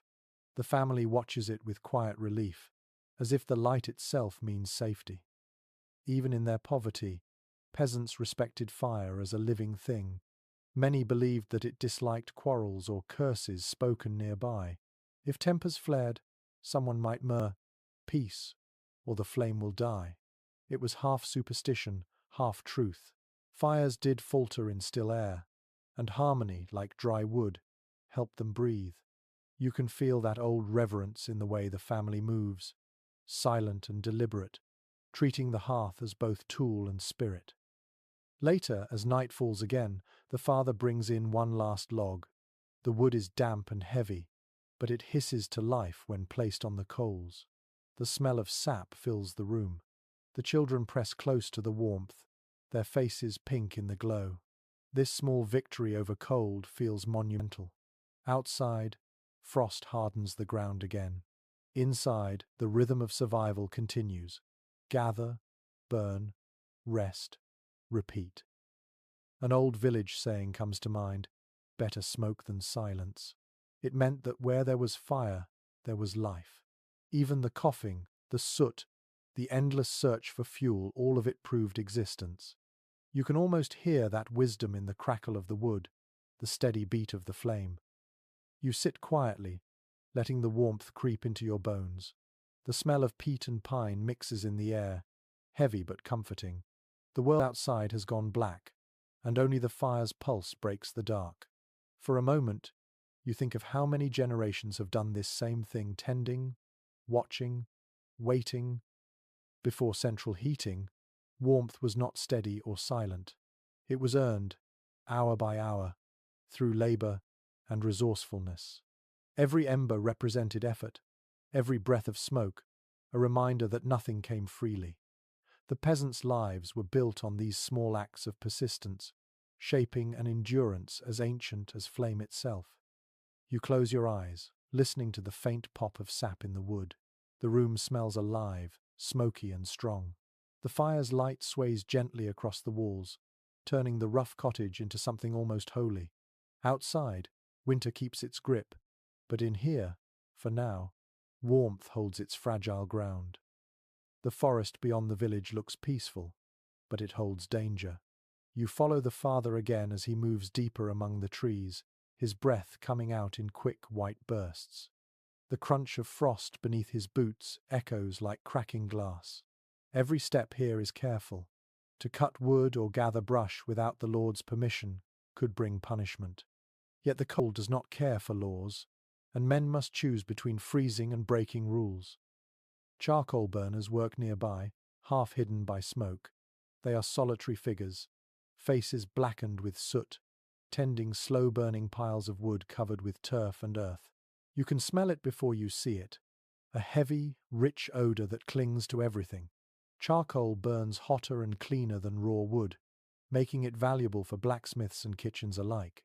But it is also dangerous work, done far from home in the forest's heart. According to old guild records, charcoal burners were both respected and feared. They understood fire better than most, controlling it without flame.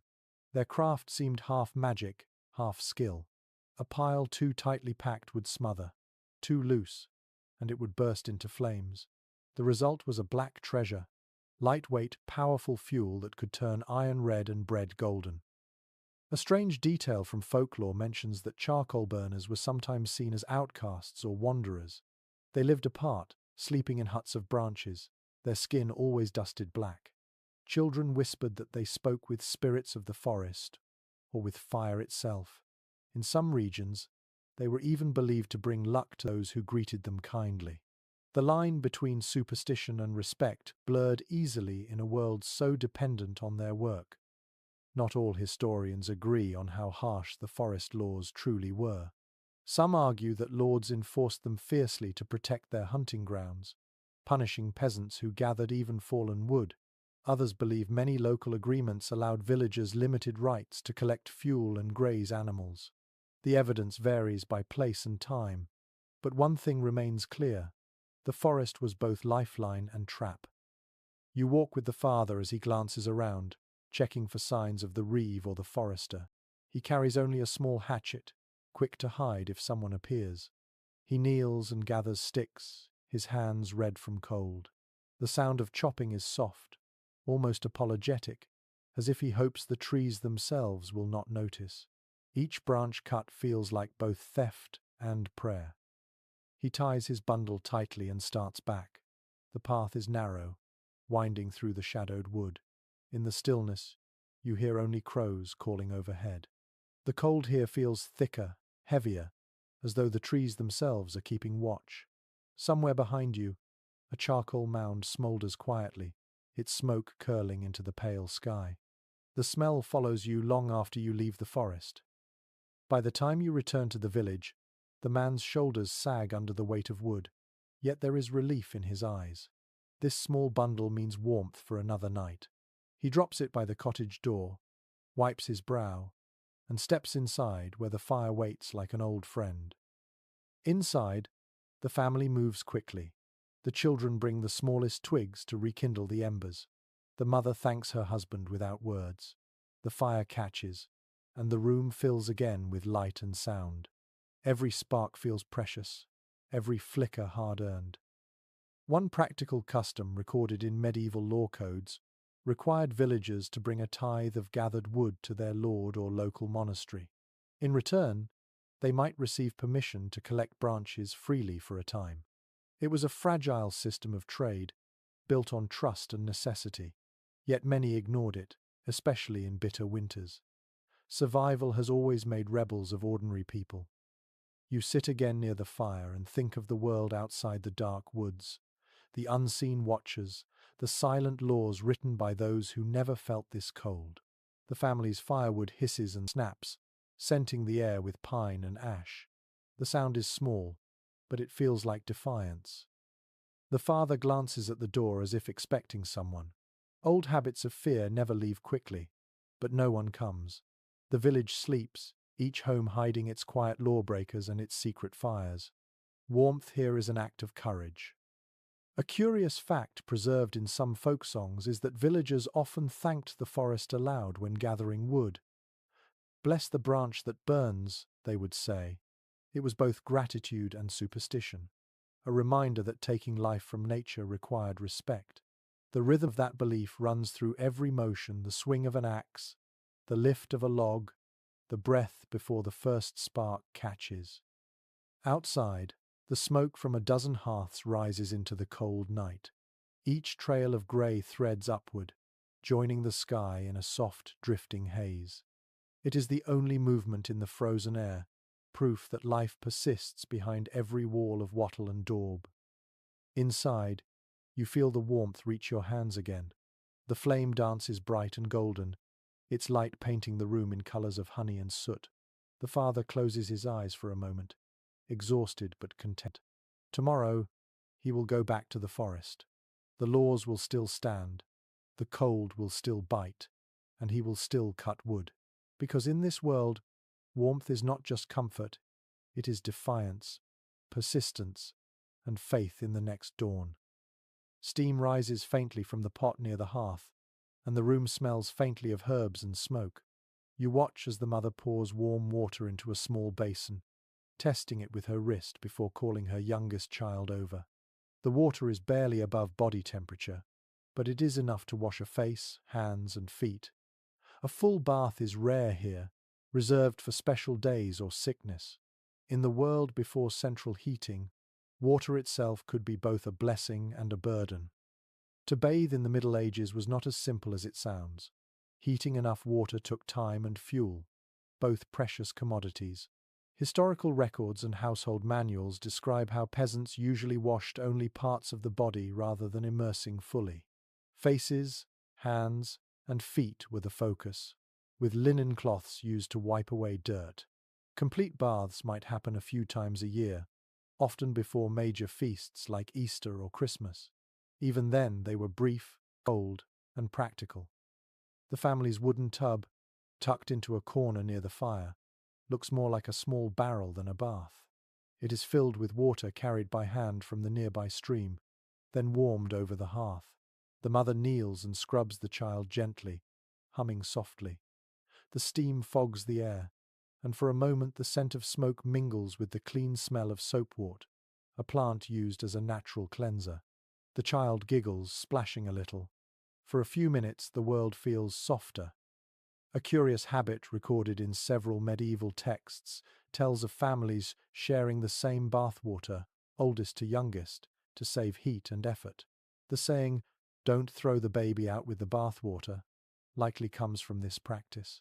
By the time the youngest washed, the water had turned murky, but warmth mattered more than cleanliness. You can picture the laughter, the teasing, and the weary contentment of the last one stepping in, knowing it was still a small luxury. Not all scholars agree on how often peasants truly bathed. Some argue that medieval people valued cleanliness more than the later myths suggest, while others believe washing was rare due to the fear of cold and illness. In truth, habits varied by region and season. In warm months, streams and ponds offered relief, while in winter, washing indoors was cautious and minimal. The act of staying dry was often considered safer than risking a chill. The church also shaped ideas about bathing. Some clergy warned that excessive washing encouraged vanity or sin, yet monastic rules required frequent hand-washing and bathing for health. Ordinary people balanced between moral advice and practical comfort. Cleanliness was tied not to perfume or presentation, but to well-being and modesty. You watch as the mother wrings out a cloth and hands it to her husband. He wipes his face, sighing as the warmth touches his skin.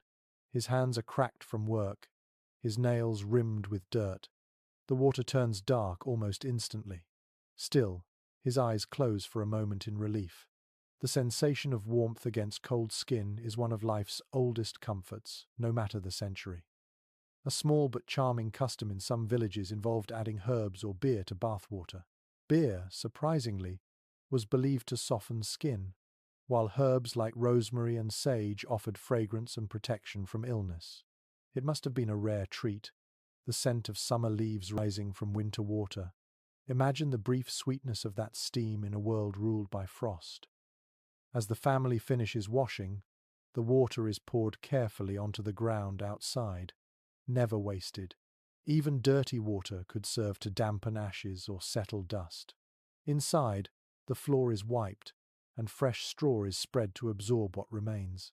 The cottage smells faintly of soapwort and smoke, an improvement from the usual damp chill. You think about how different their concept of cleanliness was. To them, it meant the absence of visible grime, not the sterile purity we chase today. It was a kind of order, a respect for the body and for the limited warmth that made washing possible.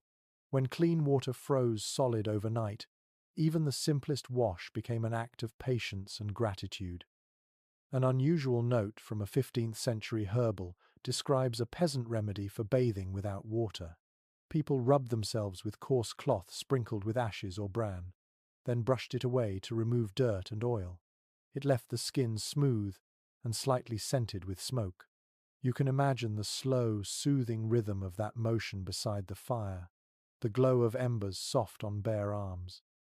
In the corner, the children are drying themselves with rough linen. Their laughter fills the small room.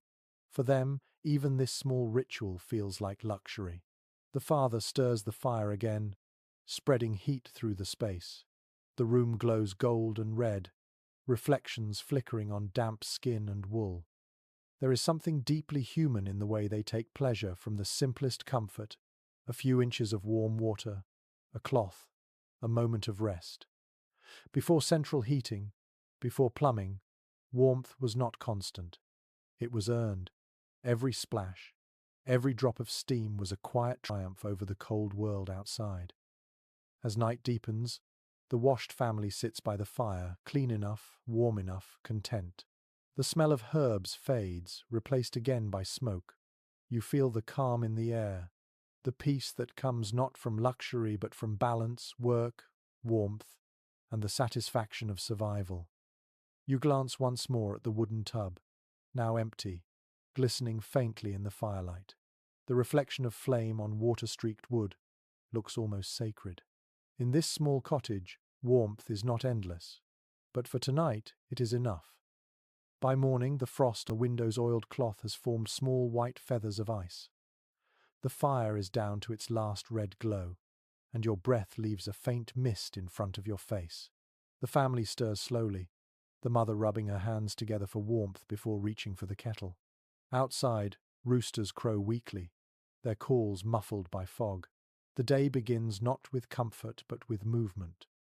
In the medieval world, warmth often came not from fire, but from motion. Work itself was heat. The body became its own furnace, fed by food and effort.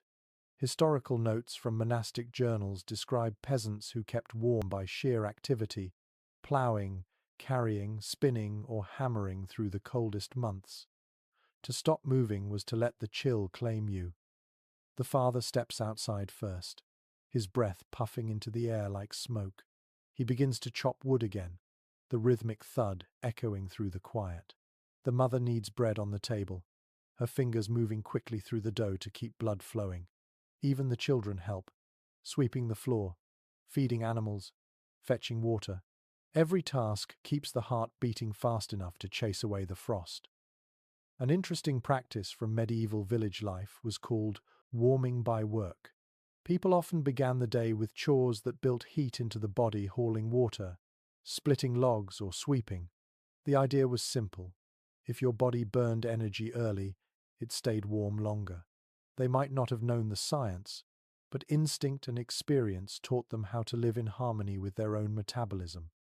By midday, muscles ache, but the cold feels less cruel. The mother pours small cups of ale, slightly warmed by the fire. It is thick and sweet, more nourishment than drink. Ale was safer than water, and its mild alcohol gave a false but pleasant glow. Chroniclers noted that even children drank it daily. It was fuel in liquid form, another way to keep the blood moving. There is some debate among historians about whether medieval ale truly made people warm or simply dulled their awareness of cold. Modern science tells us that alcohol widens blood vessels, bringing a rush of heat that quickly fades.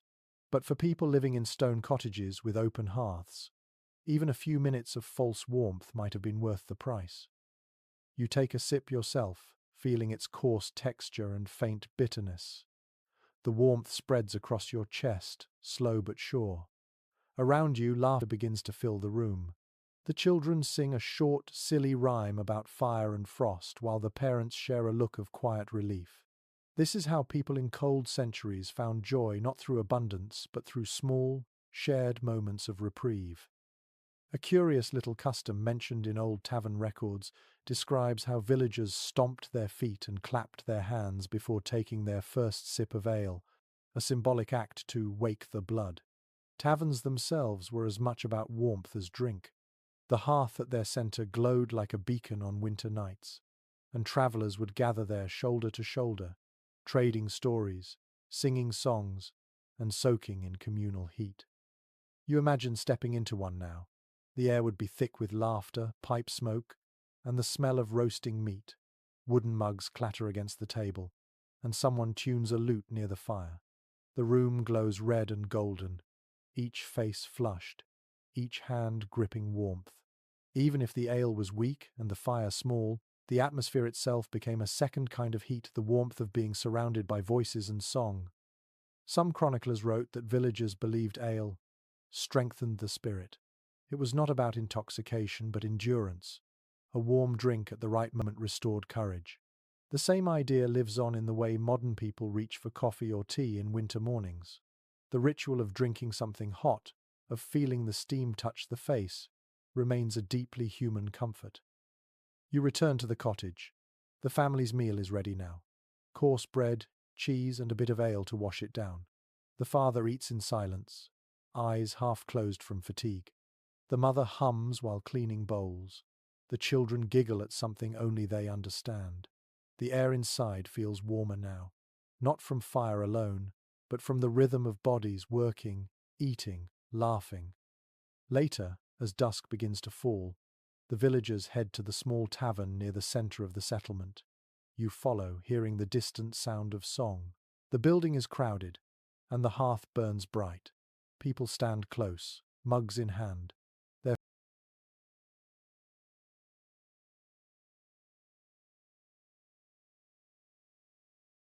faces glowing in the firelight. The music is rough but heartfelt. A man plays a fiddle, others clap along. Someone tells a story about a fox stealing bread, and laughter fills the room. The warmth here is not measured in degrees, but in connection. An unexpected benefit of such gatherings was social healing. Medieval doctors believed that cheer and companionship restored vitality. Whether through song, ale, or shared work, happiness itself was seen as a kind of medicine. The tavern, the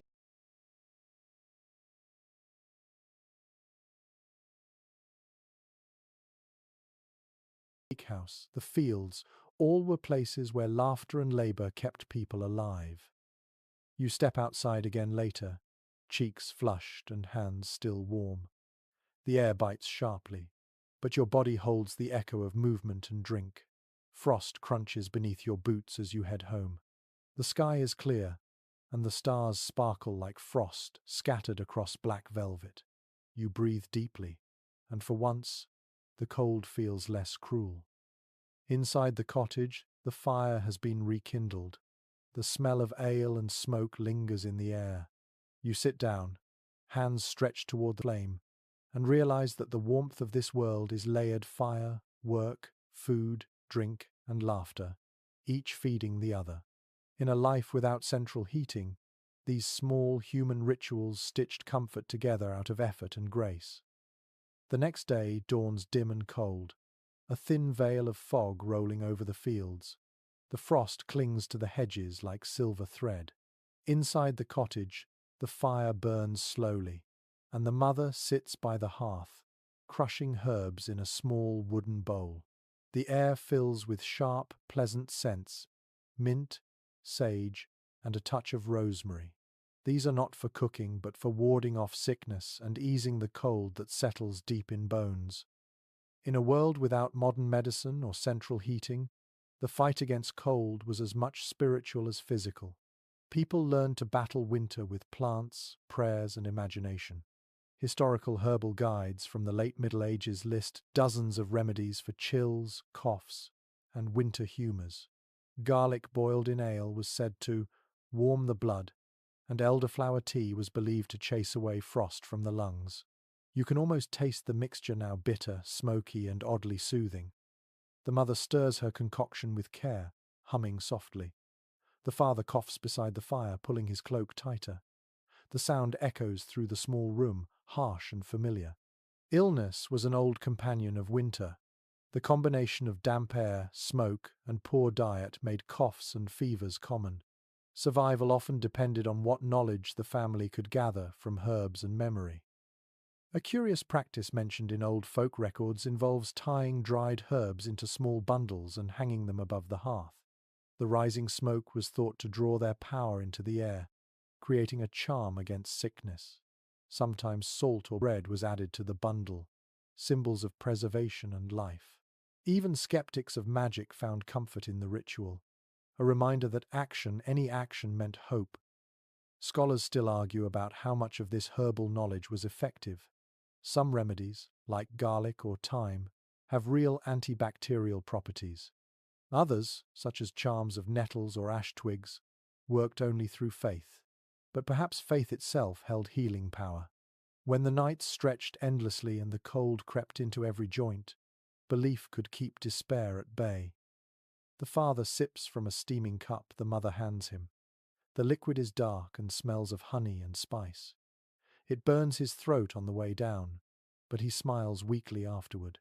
The warmth spread slowly from chest to fingertips. These home brews were part medicine, part ritual, each family's recipe handed down through generations. Some called them warming draughts. They often mixed herbs, ale, and a bit of sugar or lard, thickening into something halfway between drink and meal. You notice a small wooden charm nailed above the door, a circle of twigs tied with red thread. The mother touches it briefly while muttering a few words under her breath. The gesture is simple, automatic, comforting. Across Europe, such charms were said to protect homes from the winter sickness, a vague term covering everything from colds to fevers to bad luck. Even the church tolerated these customs, for faith and superstition often lived side by side. An intriguing record from a monastery infirmary describes monks rubbing mustard and vinegar on their feet to call the heat downward. The same practice spread among peasants, who believed that warming the feet could revive the entire body. You imagine the sting of vinegar on cold skin, the strange relief it might bring after hours in frozen fields. In an age without heating, people understood the body as a landscape of its own, capable of kindling small fires if treated right. As the morning light grows, the children join their mother, tying herbs together for drying. The air fills with soft rustles and the faint sweetness of plants. The smell almost erases the harsh scent of smoke. Their small hands move quickly, mimicking motions they have seen since birth. Knowledge here is not written, it is remembered in muscle and rhythm. A curious tidbit from old folk songs tells how people believed certain plants carried personalities. Sage was brave, rosemary faithful, and mint cheerful. When mixed in a drink, they lent these qualities to the one who drank it. In that sense, healing was as much about emotion as about body. A strong spirit, they said, made a strong fire inside. Outside, frost still glimmers on the ground. Inside, the warmth now carries a fragrance of life rather than soot. The family moves slowly, content for the moment. The father's coughing eases. The mother smiles faintly as she places another bundle of herbs near the fire to dry. The crackling flames reflect in her eyes, steady and sure. You realize that in this world, warmth and health are bound together. A healthy body is a warmer one, and every remedy is a kind of invitation for heat to return. Whether through tea, steam, or charm, people learned to coax life back into their limbs. It was not science as we know it, but it was care, constant and devoted. By evening, the herbs hang like small green ghosts above the hearth. Their shadows dance on the wall with the firelight. The cottage smells of smoke and thyme, comfort and endurance. The air feels almost lighter now, touched by something gentler than before. You sit quietly, breathing in the mixture of warmth and scent. Somewhere outside, an owl calls, low and distant. The night is long again, but it no longer feels menacing. It feels watched over, protected by both fire and faith. The mother places a final sprig of rosemary near the flame and whispers something you can't quite hear. Perhaps it is a prayer, perhaps a promise. The warmth deepens, and the night, for once, feels kind. The fire burns low, glowing gently through the thin mist of smoke that drifts near the roof. The night is quiet, and the only sounds are the soft breathing of sleepers and the distant bark of a dog outside. Yet in this calm, there is an unspoken truth every villager knows. Winter is not gentle with the weak. The cold does not only numb fingers and stiffen joints, it steals quietly from the young and the old.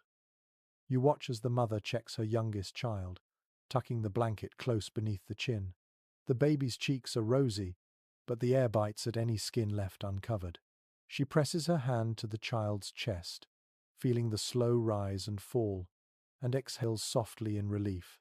The fire may fade through the night, but her watchfulness will not. Historical accounts from parish records tell of winter as both a season and a test.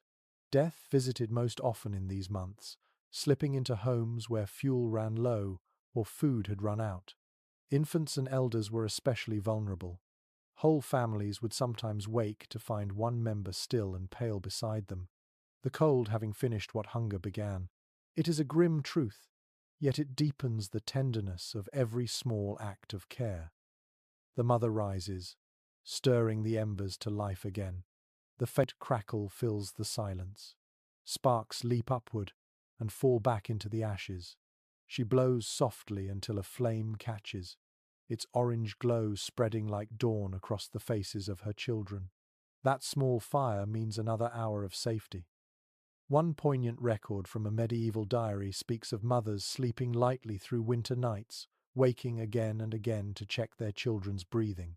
They would cover them with extra straw or pull them closer to share body heat. Warmth was not measured by the fire alone, but by the closeness of skin, the exchange of breath, the reassurance that life still pulsed beside you. Some scholars debate how much people feared death in such times, arguing that the constant presence of mortality made it strangely ordinary.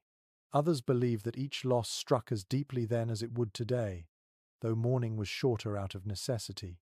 Grief had to fit inside survival.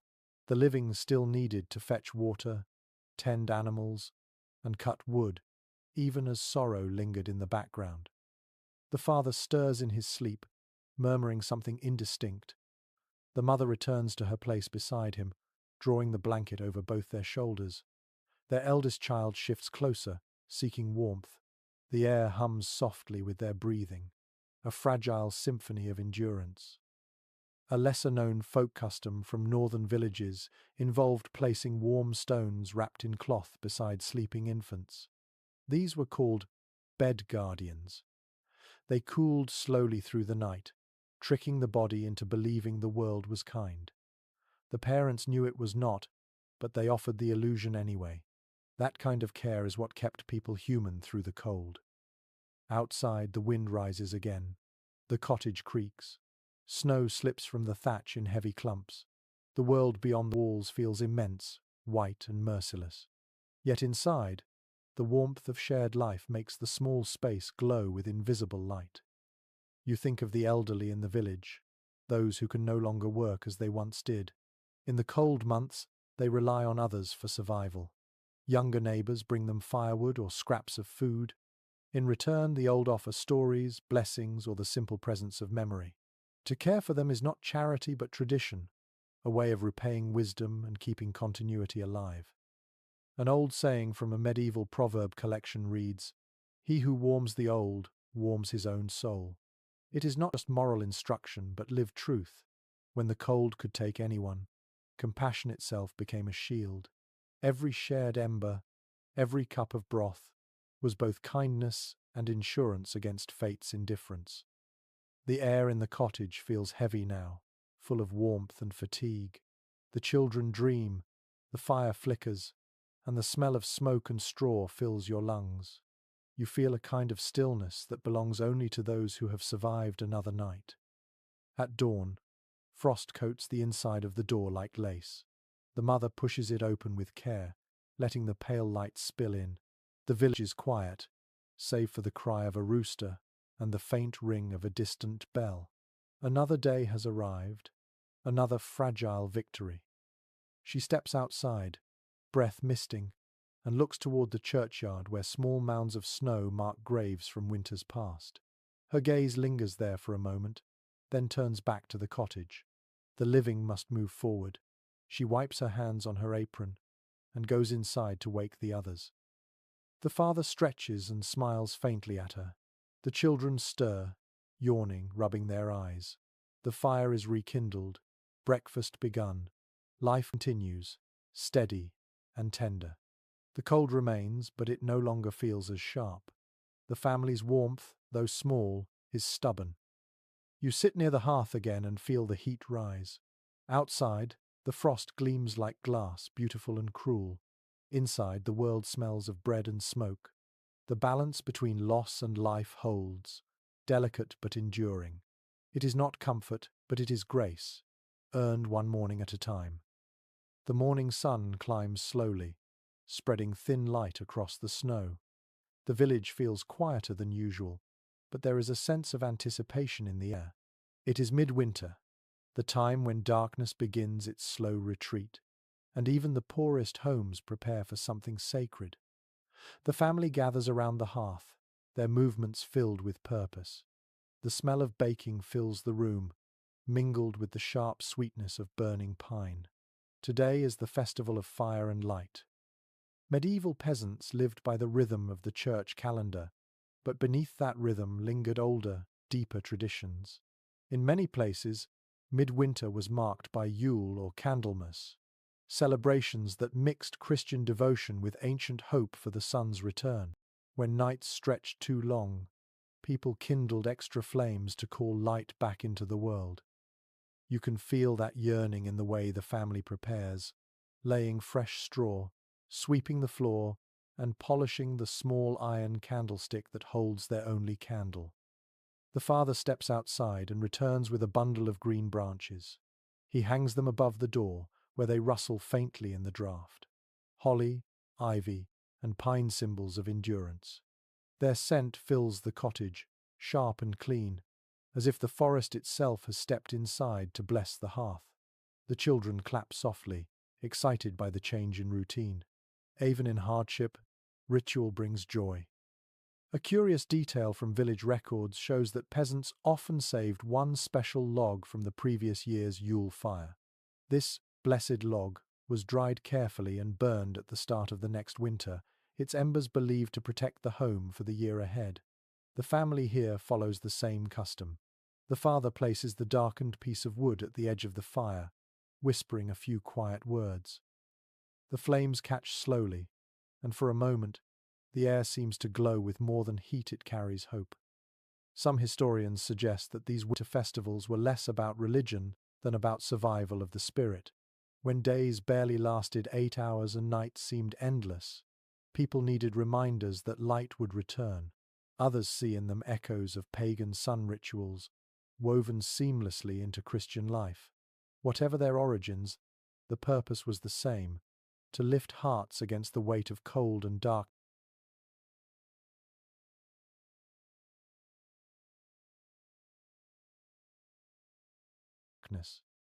As the fire brightens, neighbors begin to arrive, each carrying a small offering. One brings a loaf of bread, another offers a jug of ale. They settle near the hearth, their laughter filling the small room. Soon music begins: a fiddle, a hand drum, the soft thump of boots on the floor. The rhythm feels ancient, a heartbeat shared by everyone present. The fire responds, crackling in time. An old chronicle describes how villagers in parts of England and France danced in circles during these winter feasts, each person holding a candle or torch.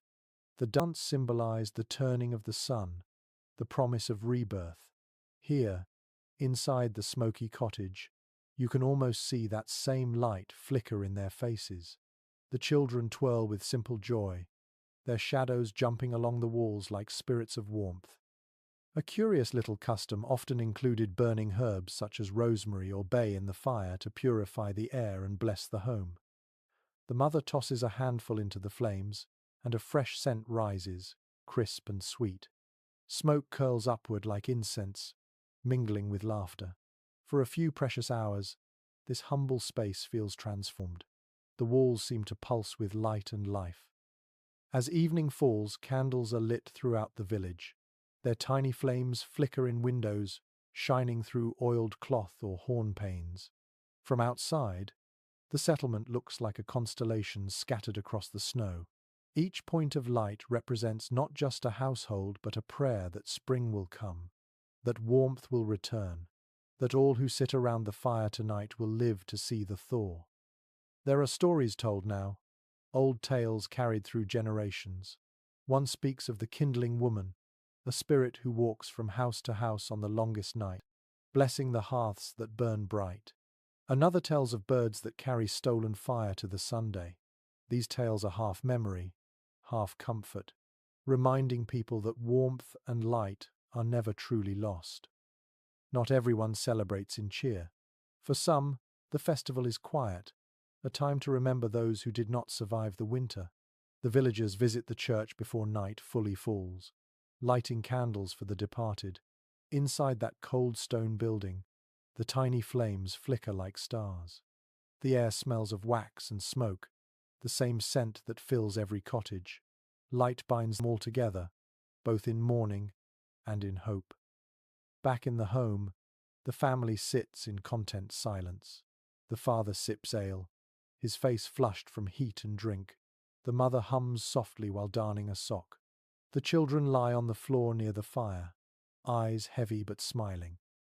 Outside, faint music drifts through the night from neighboring houses. It mingles with the wind and becomes something timeless, a hymn of endurance. You look at the fire and realize how deeply light ruled their world. Without it, there was no warmth, no safety, no joy. To protect and celebrate it was to honor life itself. In a way, these midwinter festivals were humanity's first act of gratitude, a collective whisper into the dark. We are still here. The flames dance higher, throwing sparks into the smoky air. You feel their warmth on your face and hear the faint hum of voices around you. The night outside is cold, but inside this small room, the fire burns like a promise. It is the same promise that carried generations through endless winters, the belief that after darkness, light always returns. The fire has burned down to soft orange embers, and the room feels calm again after the laughter of the festival. You stretch your legs toward the faint heat and notice the quiet inventions scattered through the space, small tricks the family has built over time to steal warmth from the air. Every home has its secrets for surviving winter, clever ideas passed down like heirlooms. The mother reaches for a smooth, round stone near the hearth. She wraps it in cloth and places it at the foot of the children's bed. The little ones sigh happily as the heat seeps through. Warm stones, gathered from the fire and swaddled in linen, were the peasants' version of hot water bottles. They held their heat for hours, turning a cold bed into something almost luxurious. Next, she draws the bed curtains closed. The fabric is rough wool, patched many times, but when pulled tight it traps the family's warmth inside their sleeping space. In the flickering light, the curtain glows like the inside of a lantern. Such curtains were common even in modest homes, hung from ropes or wooden frames around shared beds. They created small chambers of still air, a simple but effective shield against drafts. Historical records and surviving bed frames from rural cottages reveal how practical this design was. Beds were often built into the wall itself, forming enclosed bed boxes that mimicked the safety of a cocoon.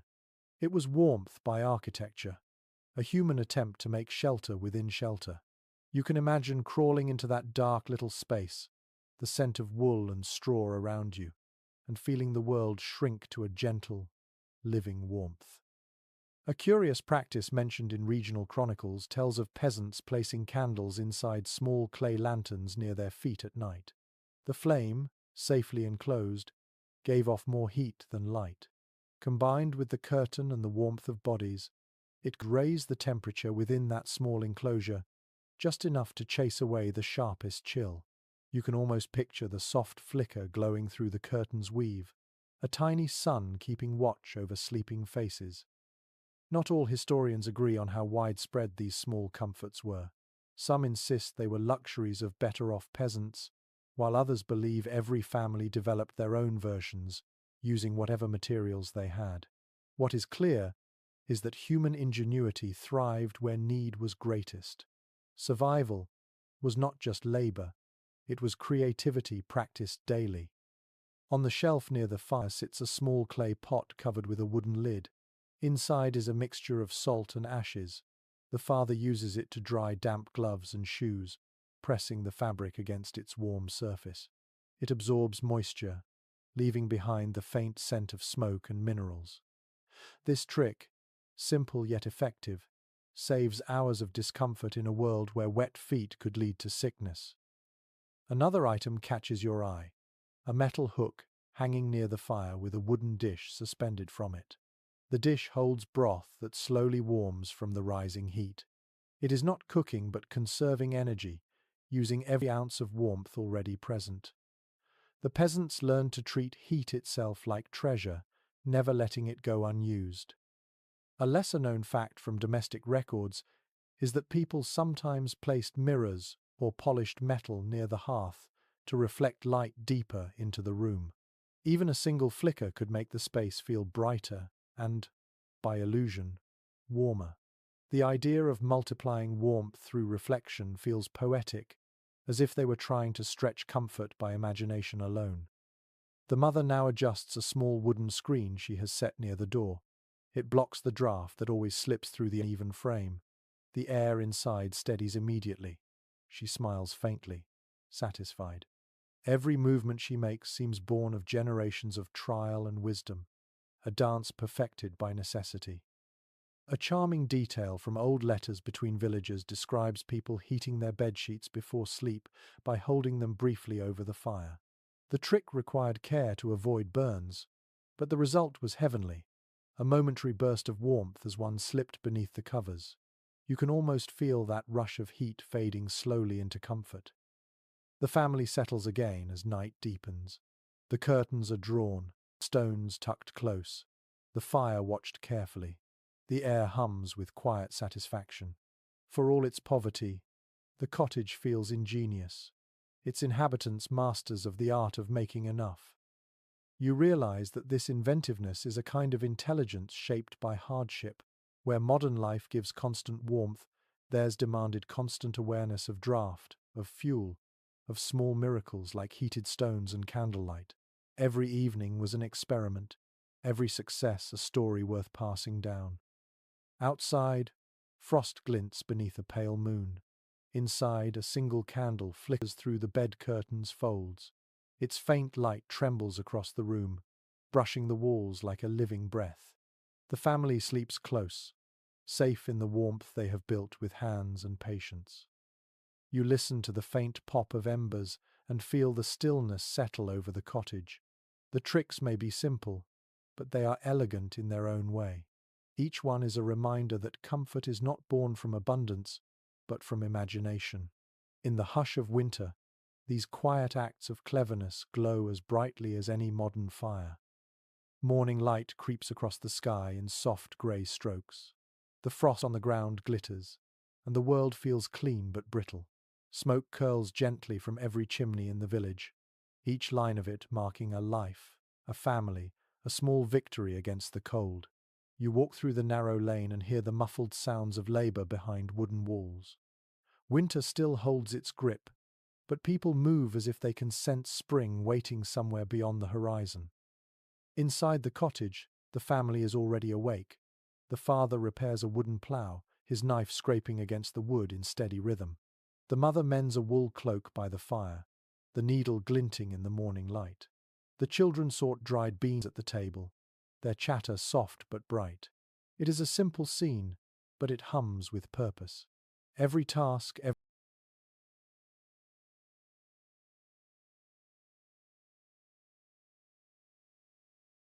every motion pushes back against stillness, the great enemy of warmth. In the medieval world, preparation was the best defense against winter.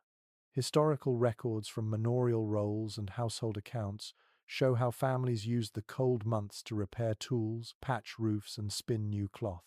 Work continued even when the soil was frozen. It was not merely survival, it was the quiet building of future comfort. You glance at the mother's hands, quick and confident as she sews. Her thread moves through thick fabric, leaving neat, small stitches. The cloak she repairs will protect her husband from snow and rain. In every stitch, there is affection disguised as necessity. Warmth was love translated into labour. A curious note in a 15th century domestic manual mentions that peasants often lined their cloaks with worn linen or fur scraps from old garments. It was recycling before the word existed. Even bits of rabbit skin or sheepskin were precious, turning coarse cloth into insulation against the bitter wind. You can almost feel the texture beneath your fingers, rough on the outside, soft within, carrying the faint scent of earth and smoke. Not all historians agree on how self-sufficient peasants truly were.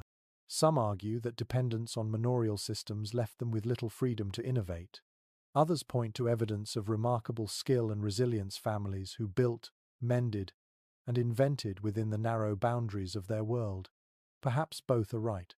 Necessity often breeds the kind of independence that laws cannot erase. Outside, you hear the rhythmic sound of a hammer. The blacksmith's forge glows like a second sun at the edge of the village. Sparks leap into the air as iron meets iron. The warmth there is fierce and fleeting, born from fire that serves everyone.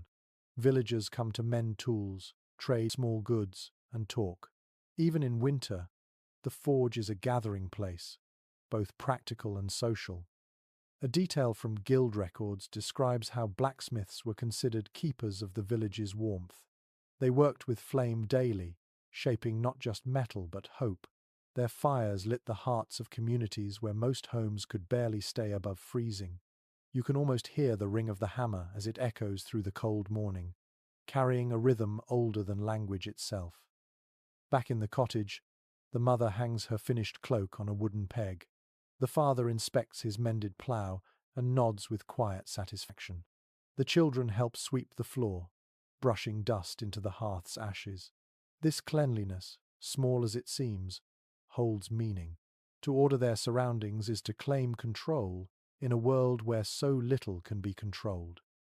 A curious custom found in village folklore tells that families who kept their hearth clean would have luck in spring planting. Ashes were seen as a blessing if scattered over fields when the thaw began. The logic was simple.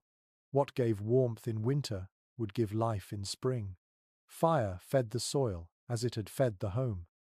The day passes slowly, filled with motion. Family carries hay to the animals, sharp frost biting at their cheeks. They check the thatch for loose patches, patching holes with bundles of straw. Each task is performed with quiet precision. There is little talk, only breath and rhythm. Yet beneath it all hums a subtle anticipation. Winter cannot last forever. As the sun begins to sink, the light turns golden, spreading across the snow like spilled honey. Inside the cottage, the father stirs the fire to life again. The room glows, familiar and comforting. The mother sets a pot to boil while the children gather near her knees, waiting for stories. One of the oldest winter traditions in Europe was storytelling by the fire. Without books or clocks, the spoken word carried history, faith, and imagination through generations. The tales changed slightly with each telling, but always carried the same warmth. Tonight, she tells of Saint Bridget and her eternal flame, a light that never went out, guarded through every storm. The children listen, wide-eyed, the flickering fire reflected in their faces. The father smiles quietly, gazing into the embers. The story of an undying flame feels true in this moment. Around him, warmth fills every corner of the room, earned through labor, preserved through care, and shared without measure. Outside, the village grows still again. Smoke rises in gentle columns, and frost begins to creep back over the fields. Inside, the family sits together, the fire crackling softly, the world reduced to light, laughter, and peace. You feel the rhythm of their lives settling into your own breathing. Every day, they fight the same cold, perform the same tasks, and yet each evening ends in the same small victory. The lesson is simple but profound. Warmth is not something given. It is made over and over by human hands and human hearts. Night returns clear and cold, the kind of night where frost forms before the stars even settle. The wind hums low outside, brushing against the thatch like a slow breath. Inside, the family is gathered close around the hearth once more. The fire glows brighter than usual tonight, and a thin trail of sparks curls upward through the smoke hole. The smell of pine and ash fills the room, mingling with the faint sweetness of roasting apples. This evening is for rest. The work of the day has been done, and the family allows themselves a rare moment of ease. The father leans back on the bench, boots off, his hands stretched toward the fire. The mother mends nothing tonight. Instead, she hums a tune so old no one remembers its first singer. The children lie on their stomachs, whispering stories to one another. It is quiet, but it is a warm kind of quiet, the kind that feels earned. For medieval peasants, Rest was not leisure but recovery. Records from parish sermons and local chronicles reveal that even the church understood the necessity of stillness. Days of work were measured by the body's limits, and winter nights like this were moments to gather strength for what waited beyond the frost. You can almost feel it now, the kind of exhaustion that soothes rather than drains, the satisfaction of having survived another day. A curious detail found in household writings mentions that people believed certain nights of deep frost carried a special silence. They said even the spirits of the forest slept then, their voices frozen in the air. The stillness outside the cottage feels just like that, heavy and perfect. You could almost imagine the world pausing to listen. The father pokes the fire gently, watching the sparks jump and fade. He tells a quiet story about his youth, when the river froze so thick that people danced on it under the moonlight. His voice is slow and steady, carrying the rhythm of remembered laughter. The children listen with half-closed eyes, smiling. These simple stories, told without pretense, are the true songs of winter. Historians sometimes wonder whether peasants ever felt happy in lives so hard. Some claim they were too burdened to know joy. Others argue that contentment was not absent but redefined. Perhaps happiness was smaller then, found in warmth, full bellies, and laughter that rose from the glow of a single fire. Listening to the quiet hum in this cottage, it seems the second view rings truer. The mother passes around pieces of baked apple, soft and steaming, sprinkled with what little honey remains. The scent fills the room like a promise of spring. A small luxury, yes, but one that carries more comfort than any banquet. Each bite is savoured slowly, and the children's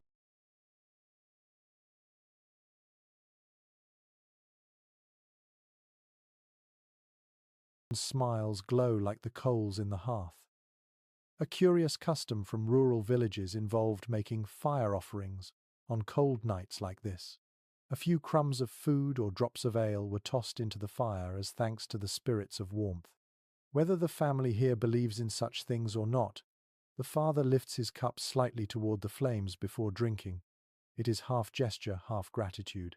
In a world so uncertain, even the smallest rituals matter. The air inside grows hazy with smoke, but no one minds. The smell has become a kind of perfume, woven into their clothes, their hair, their memories. It is the scent of home itself. Outside, the wind sharpens for a moment, rattling the shutters, then fades again. The family does not stir. They know that the world beyond these walls is cold and endless. But within this circle of light, they are safe. The mother hums again, her voice low and soft. It is a lullaby now, one learned from her own mother, and perhaps from generations before that. The words are simple, something about the fire's light guiding the soul through darkness. Her voice mingles with the crackle of wood, creating a sound both fragile and eternal. A record from an old French chronicle notes that songs sung by firelight often carried dual meanings, part comfort, part prayer. They were not meant only for children, but for everyone listening. The melody told the body to rest and the heart to endure. In this small room you feel the truth of that. The song itself seems to warm the air, each note a soft flame. The father closes his eyes first, lulled by the music. The children follow soon after, their breathing slowing, their small bodies curling near the hearth. The mother stays awake a little longer, staring into the fire. The flame reflects in her eyes, shifting gold and red. She stirs the embers once more, not out of need but habit, the way one touches the shoulder of a friend before saying good night. She whispers something, perhaps a prayer, perhaps a simple word of thanks, and the sound vanishes into the smoke. The fire sighs, content, and settles into its steady rhythm. Outside, the stars gleam coldly over the dark roofs. Inside, warmth glows steady as a heartbeat. You can almost hear the two worlds speaking to each other, the vast silence of the frozen sky answering the soft murmur of human life. And here, in the middle of the long winter, you understand something essential. Warmth is not only heat or fire, it is a kind of courage, a quiet defiance of everything that tries to freeze the human spirit. It is this, the shared story, the soft song, the small flame that keeps the world alive until morning. Dawn breaks pale and slow, with the first light seeping through the oiled cloth window like watered milk. The fire has burned down to faint embers again, but the air in the cottage holds the warmth of the night before. You rise quietly and notice the world outside wrapped in silence. The snow glows faintly blue, untouched except for the small tracks of birds and the faint path leading to the well. Everything seems asleep, yet everything endures. Winter mornings in a medieval village always began with sound, the soft thud of feet on frozen ground, the creak of buckets, the faint clinking of tools. You step outside and hear it all blending into a gentle rhythm. Smoke curls from the chimneys, slow and steady. A rooster calls once, its voice carrying over the frost. It feels as though the whole village is exhaling together, ready to begin another day.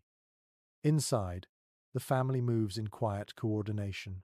The father wraps his cloak tightly, preparing to visit the fields, though the soil is still hard as stone. The mother sweeps near the hearth and scatters the ashes into a small wooden bucket. She will save them to mix with lye for soap. Nothing in this world goes unused, not even what the fire leaves behind. The children feed the animals, their laughter ringing softly through the chill. A record from monastic journals describes ashes as the housekeeper's blessing. They were used to clean, to make soap, and to enrich the soil when spring arrived. In this way, even what seemed spent was still part of the cycle of warmth. Fire, it seemed, never truly ended. It only changed form, passing from heat to soil to life again. The father steps into the field. Frost crunches beneath his boots, and his breath curls like smoke. He kneels to check the ground where the wheat will grow come spring. The earth feels dead now, but he knows it only sleeps. Every year it has returned, and every year he has trusted that it would again. Faith in the turning of the seasons is a kind of warmth too, the steady heat of belief. Historians still debate how much peasants understood about the natural cycles that governed them. Some say their knowledge was instinctive, shaped by experience more than theory. Others argue that their understanding bordered on poetic, seeing in every seed and flame the pulse of divine order. You can feel both truths here, knowledge born from labor and wonder born from faith. The sun rises higher, glinting on the frozen pond beyond the cottages. The ice shimmers like glass. Children slide stones across it, laughing when they skid to a stop. Their joy cuts through the cold like sunlight through smoke. Watching them, you realize that winter was never only hardship. It also carried moments of play and beauty, small glimmers that reminded people they were alive. A charming detail from medieval letters describes children tying bones or pieces of wood to their shoes to glide over frozen rivers. These early skates were crude but ingenious, and the laughter that followed them was surely universal. Even in the harshest cold, humans found ways to dance with nature instead of merely enduring it.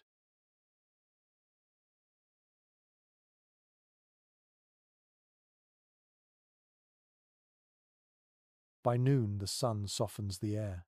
The snow on rooftops begins to drip in slow rhythm. The sound is hypnotic, like a clock counting the hours towards spring. Inside the cottage, the mother stirs a pot of porridge, the steam rising in soft ribbons. The smell of oats and milk fills the air, and soon the children return, pink-cheeked and hungry. They eat quickly, their hands wrapped around wooden bowls to trap every bit of warmth. A curious belief noted in local folklore says that if a family kept their hearth burning through 12 straight days after midwinter, their year would be blessed with mild weather. The idea likely came from the relief people felt once the worst of winter had passed. The family here follows that tradition, adding a few twigs each time the fire begins to fade. They do it without discussion, the way one tends to a heartbeat. You sit near the hearth again and watch as the flames rise. The sound of wood cracking, the smell of sap, the golden shimmer that plays over the walls, all of it feels both ancient and familiar. This ritual of rekindling connects them not only to their ancestors but to something larger than history. It is the rhythm of all who have ever sought warmth in a cold world. An interesting practice from medieval Scandinavia involved lighting hope candles in midwinter. Thin sticks of tallow burned slowly over the course of the day, symbolizing the lengthening of light. Some families measured progress towards spring by how long the candle lasted. In that gentle glow, time itself became visible, and the promise of warmth was made tangible. As the afternoon fades, a faint mist begins to rise from the melting snow. The air smells cleaner now, a hint of thaw mingling with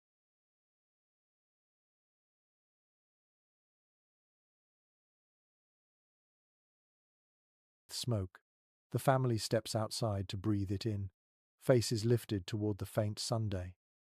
They stand in silence for a long time, just feeling the light. After months of darkness, even this weak warmth feels holy. Not all winters ended kindly. Some years, frost lingered until late April. But in every heart, hope returned the moment the light shifted. You can see it in their faces now, the quiet relief, the patient endurance rewarded. As evening falls again, the fire burns low, steady and confident. The family eats, prays, and settles together as they always have. Yet tonight, there is a different note in the air. The world outside is still frozen, but inside, the light has changed. You sense it too, that whisper of renewal, fragile but certain. The fire crackles, and the mother smiles without speaking.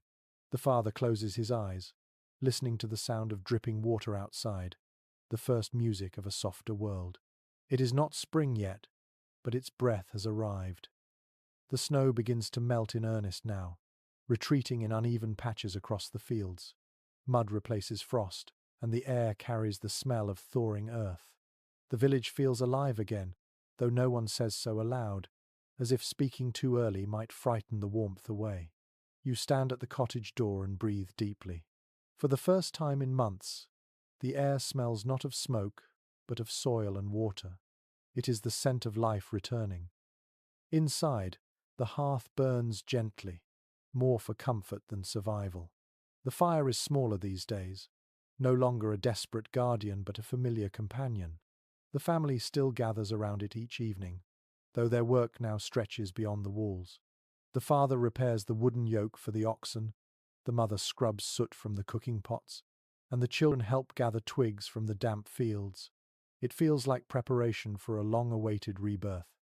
In medieval calendars, this turning of the season was marked with ceremonies of thanks. Church bells rang to bless the soil, and priests sprinkled holy water over tools and seeds. People believed that warmth had to be invited properly, just as they had once invited light in midwinter. You can picture it now, villagers standing in muddy fields, faces lifted to the weak sun, whispering blessings into the wind. A curious entry in a 16th century sermon collection records that some priests scolded peasants for celebrating too much the sun and too little the Creator. Yet even they could not stop the old customs. Peasants burned herbs in small fires at field corners to drive out frost spirits, while others buried the ashes of their hearth beneath the soil to feed the earth what had fed the fire. The blend of faith and folklore made spring feel sacred and human all at once. The family's routine changes with the light. The father begins mending fences near the pasture, his breath steady, his movements rhythmic. The mother spins wool by the open door so that the breeze carries away loose fibers. The children chase each other outside, laughing in the puddles. Their cheeks are red, their boots heavy with mud, and their joy fills the air like birdsong. After so many months of restraint, the sound feels almost shocking in its freedom. Scholars still debate how medieval peasants viewed the passing of seasons. Some argue that they feared nature's unpredictability, while others believe they felt kinship with it, reading each shift of weather as a message rather than a threat. Watching this family, you can sense that balance, respect mixed with affection. The thaw is not a victory over winter, but a conversation with it, an acknowledgement that both have their time. You kneel beside the hearth where the fire burns low. The ashes are grey and fine, but a few small embers still glow beneath them. The mother stirs them gently, smiling at their persistence. Fire, like the people who kept it, never truly dies, it only changes shape. Soon, she will scatter the ashes in the garden, and the warmth once held inside the house will pass into the soil. Nothing is lost, only transformed. A curious observation in old farming manuals suggests that peasants believed ashes carried the memory of sun and flame. When mixed with seed soil, they gave crops the strength of fire itself. It is poetic, but perhaps not entirely false. Ashes do enrich the earth, returning minerals drawn up from wood. Even the scientific truth feels spiritual when seen through their eyes. By late afternoon, the sun burns bright enough to cast shadows again. The cottage walls, once cold to the touch, now hold a trace of warmth. The children open the door wide and let the air move through. Smoke drifts upward instead of inward, and the room clears. The smell of stale winter finally fades, replaced by the faint sweetness of new growth outside. The mother takes down the bundles of dried herbs that have hung above the fire all season. She crumbles them carefully into a cloth bag to use for cooking and medicine. Their scent fills the room: rosemary, thyme, sage, the same plants that once guarded the family from illness. The circle feels complete. The father brings in a small branch budding with green. He places it by the window, where the light touches it. The children stare at it as though it were a miracle. After months of grey and white, that tiny patch of colour feels almost unreal. You understand why so many old stories worship the first signs of spring as proof that life can always return from cold and silence. An old English rhyme recorded by travellers said, "When green breaks through the snow, the fire bows low." It meant that once warmth came from the sun again, the hearth could rest. You can feel that shift in the room now. The family still keeps their fire, but it no longer rules their lives. It is smaller, gentler, almost symbolic, a reminder of what they endured and what they preserved. As evening falls, the air outside hums faintly with thawing water. The sound is soft but constant, like the earth breathing again.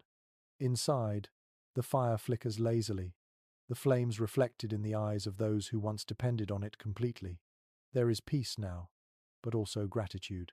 Every ember is a memory of struggle, and every warm breath a promise of survival fulfilled. The mother hums again while stirring a pot of soup, and her voice blends with the soft hiss of melting snow outside. The father leans back, watching her. The children fall asleep one by one, cheeks flushed with heat and health. The fire glows low, and you can almost feel its warmth turn from necessity into nostalgia. The season has changed, and yet the lessons remain. Comfort is not a constant gift. It is something built, tended, and shared. As the final light of day fades across the floor, you realize that even in this quiet moment, the world is preparing to begin again. The snow has vanished completely now, leaving the earth dark and wet beneath your boots. Small shoots of green rise timidly from the soil, trembling in the cool wind. The air is still crisp, but it carries a softness that was missing before. It smells of water and wood smoke, of beginnings. The long season of survival is ending. In the cottage, the family moves easily through their morning. The father sharpens his tools near the door, humming a song that echoes faintly over the fields. The mother kneads dough on the table, her sleeves rolled to her elbows. The children chase each other in and out of the room, their laughter spilling through the open doorway. The fire burns small and steady, content now to be a friend rather than a guardian. A new rhythm has taken hold. Where once the family's life revolved around keeping the cold away, now it turns toward growth and preparation. Historical writings from manorial accounts often describe this as the quiet season before planting, when people cleaned, mended, and gave thanks for surviving the frost. Every gesture, every movement carries relief. The father steps outside to check the sky. Clouds drift slowly, touched with pale gold.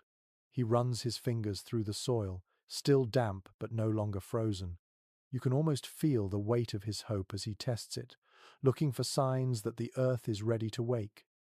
His eyes soften when he sees worms moving again beneath the surface. The land is alive. Inside, the mother stirs the pot hanging above the fire. The smell of onions, barley, and herbs fills the air, richer now than in the hunger months. There is more food to spare, and the family eats with gratitude. They have passed through the season of scarcity and into abundance, not through miracle but through endurance. A curious entry from an old agricultural record describes how villagers marked the end of winter by carrying live embers from their homes to the fields. They would bury a few beneath the soil to teach the earth warmth again. The act was half prayer, half poetry, a way to bind human effort to nature's renewal.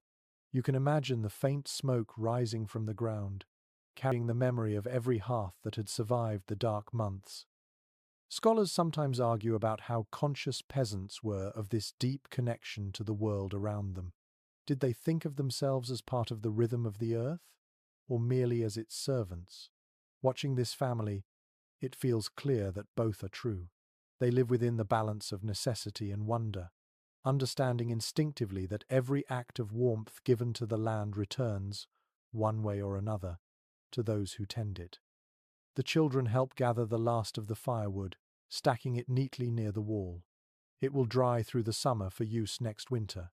The father smiles as he watches them. Every stick they lift carries a lesson. The work of today becomes the comfort of tomorrow. The cycle never ends, only changes shape. Later in the day, the family walks together toward the fields. The ground squelches underfoot, but no one minds. The sun feels stronger now, warm enough to melt the frost still hiding in shaded corners. The sky opens wide and clear, pale blue and endless. The family stops for a moment, standing in silence, letting the warmth touch their faces. For the first time in months, they do not flinch from the air that welcome it. A small, curious custom in some rural villages involved whispering blessings to the first green shoots of spring. The words were simple: grow well and feed us kindly. The same could be said of life itself. The peasants understood that their existence depended not on control, but on harmony with fire, with soil, with one another. The family returns home at sunset. The cottage stands quiet, its thatch gleaming faintly in the evening light. Inside, the fire burns low, content. It no longer needs to roar. The world outside has taken back its share of warmth. The mother hums a tune as she folds away winter blankets. The father sits by the hearth, hands clasped, eyes soft with thought. The children fall asleep quickly, curled together beneath the thin but now unnecessary layers of wool. You look around the small room one last time. The stone hearth, the soot-dark beams, the bundles of herbs above the fire. Each piece of the home tells a story of labor, patience, and faith. This place has survived the cold through nothing but the will of the people who live in it. The fire that once burned fiercely now glows gently, as if it too is resting after long work. Outside, the stars appear, softer now against the warming sky. The night feels calm, not cruel. A dog barks in the distance. A faint breeze carries the scent of wet soil. The world has turned, and life has endured. You realize then that central heating, for all its